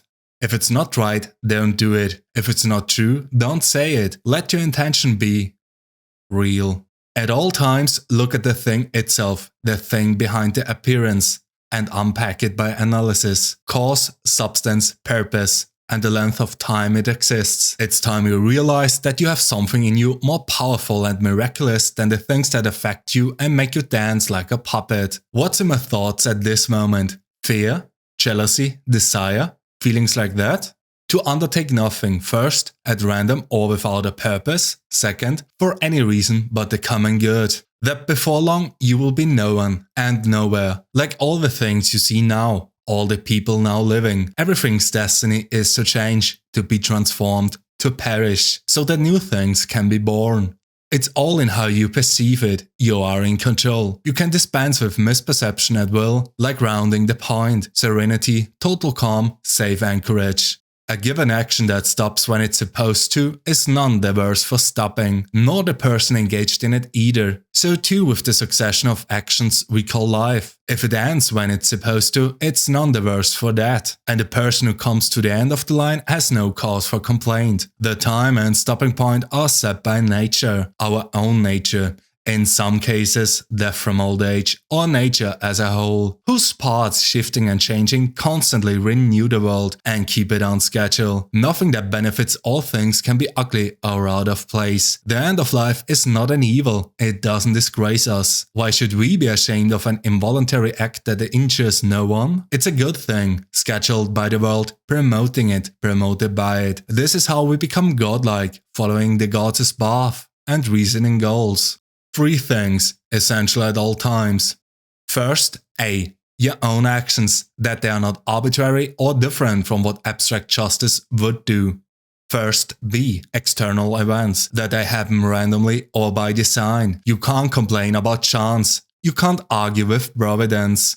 Second, what all things are like, from the planting of the seed to the quickening of life, and from its quickening to its relinquishment, where the parts came from and where they return to. Third, that if you were suddenly lifted up and could see life in its variety from a vast height, and at the same time all the things around you in the sky and beyond it, you would see how pointless it is, and no matter how often you saw it, it would be the same life forms, the same lifespan. Arrogance? About this? Throw out your misperceptions and you will be fine. And who's stopping you from throwing them out? To be angry at something means you have forgotten that everything that happens is natural, that the responsibility is theirs, not yours. And further, that whatever happens has always happened and always will, and is happening at this very moment, everywhere. Just like this. What links one human being to all humans? Not blood or birth, but mind. And that an individual's mind is God, and of the gods, that nothing belongs to anyone. Children, body, life itself, all of them come from that same source, that it's all how you choose to see things, that the present is all we have to live in, or to lose. Constantly run down the list of those who felt intense anger at something, the most famous, the most unfortunate, the most hated, the most whatever. Where is all that now? Smoke, dust, legend, or not even a legend. Think of all the examples. Fabius Catulinus in the country, Lucius Lupus in the orchard, Stertinius at Bae, Tiberius on Capri, Vellius Rufus, obsession and arrogance, and how trivial the things we want so passionately are, and how much more philosophical it will be to take what we're given and show uprightness, self-control, obedience to the gods, without making a production of it. There's nothing more insufferable than people who boast about their own humility. People ask, have you ever seen the gods you worship? How can you be sure they exist? Answers, first, just look around you. Second, I have never seen my soul either, and yet I revere it. That's how I know the gods exist and why I revere them, from having felt their power over and over. Salvation, to see each thing for what it is, its nature and its purpose, to do only what's right, say only what's true, without holding back. What else could it be but to live life fully, to pay our goodness like the rings of a chain, without the slightest gap? Singular, not plural. Sunlight, though broken up by walls and mountains and 1,000 other things. Substance, though split into 1,000 forms, variously shaped. Life, though distributed among 1,000 different natures with their individual limitations. Intelligence, even if it seems to be divided. The other components, breath, matter, lack any awareness or connection to one another, yet unity and its gravitational pull embrace them too. But intelligence is uniquely drawn toward what is akin to it, and joins with it inseparably in shared awareness. What is it do you want? To keep on breathing? What about feeling, desiring, growing, ceasing to grow? Using your voice? Thinking? Which of them seems worth having? But if you can do without them all, then continue to follow their logos and the gods to the end. To prize those other things, to grieve because death deprives us of them, is an obstacle. The fraction of infinity, of that vast abyss of time, allotted to each of us, absorbed in an instant into eternity. The fraction of all substance and all spirit. The fraction of the whole earth you crawl about on. Keep all that in mind, and don't treat anything as important except doing what your nature demands, and accepting what nature sends you. How the mind conducts itself, it all depends on that. All the rest is within its power, or beyond its control. Corpses and smoke. An incentive to treat death as unimportant. Even people whose only morality is pain and pleasure can manage that much. If you make ripeness alone your good, If a few actions more or less governed by the right logos are merely few more or less, if it makes no difference whether you look at the world for this long or for that long, then death shouldn't scare you. You have lived as a citizen in a great city, 5 years or 100. What's the difference? The laws make no distinction, and to be sent away from it, not by a tyrant or a dishonest judge, but by nature, who first invited you in? Why is that so terrible? Like the impresario ringing down the curtain on an actor, but I have only gotten through 3 acts. Yes, this will be a drama in 3 acts, the length fixed by the power that directed your creation and now directs your dissolution. Neither was yours to determine. So make your exit with grace, the same grace shown to you. These were the meditations of Marcus Aurelius Antoninus. If you want to support me, you can do so over at buymeacoffee.com/numinous diamond.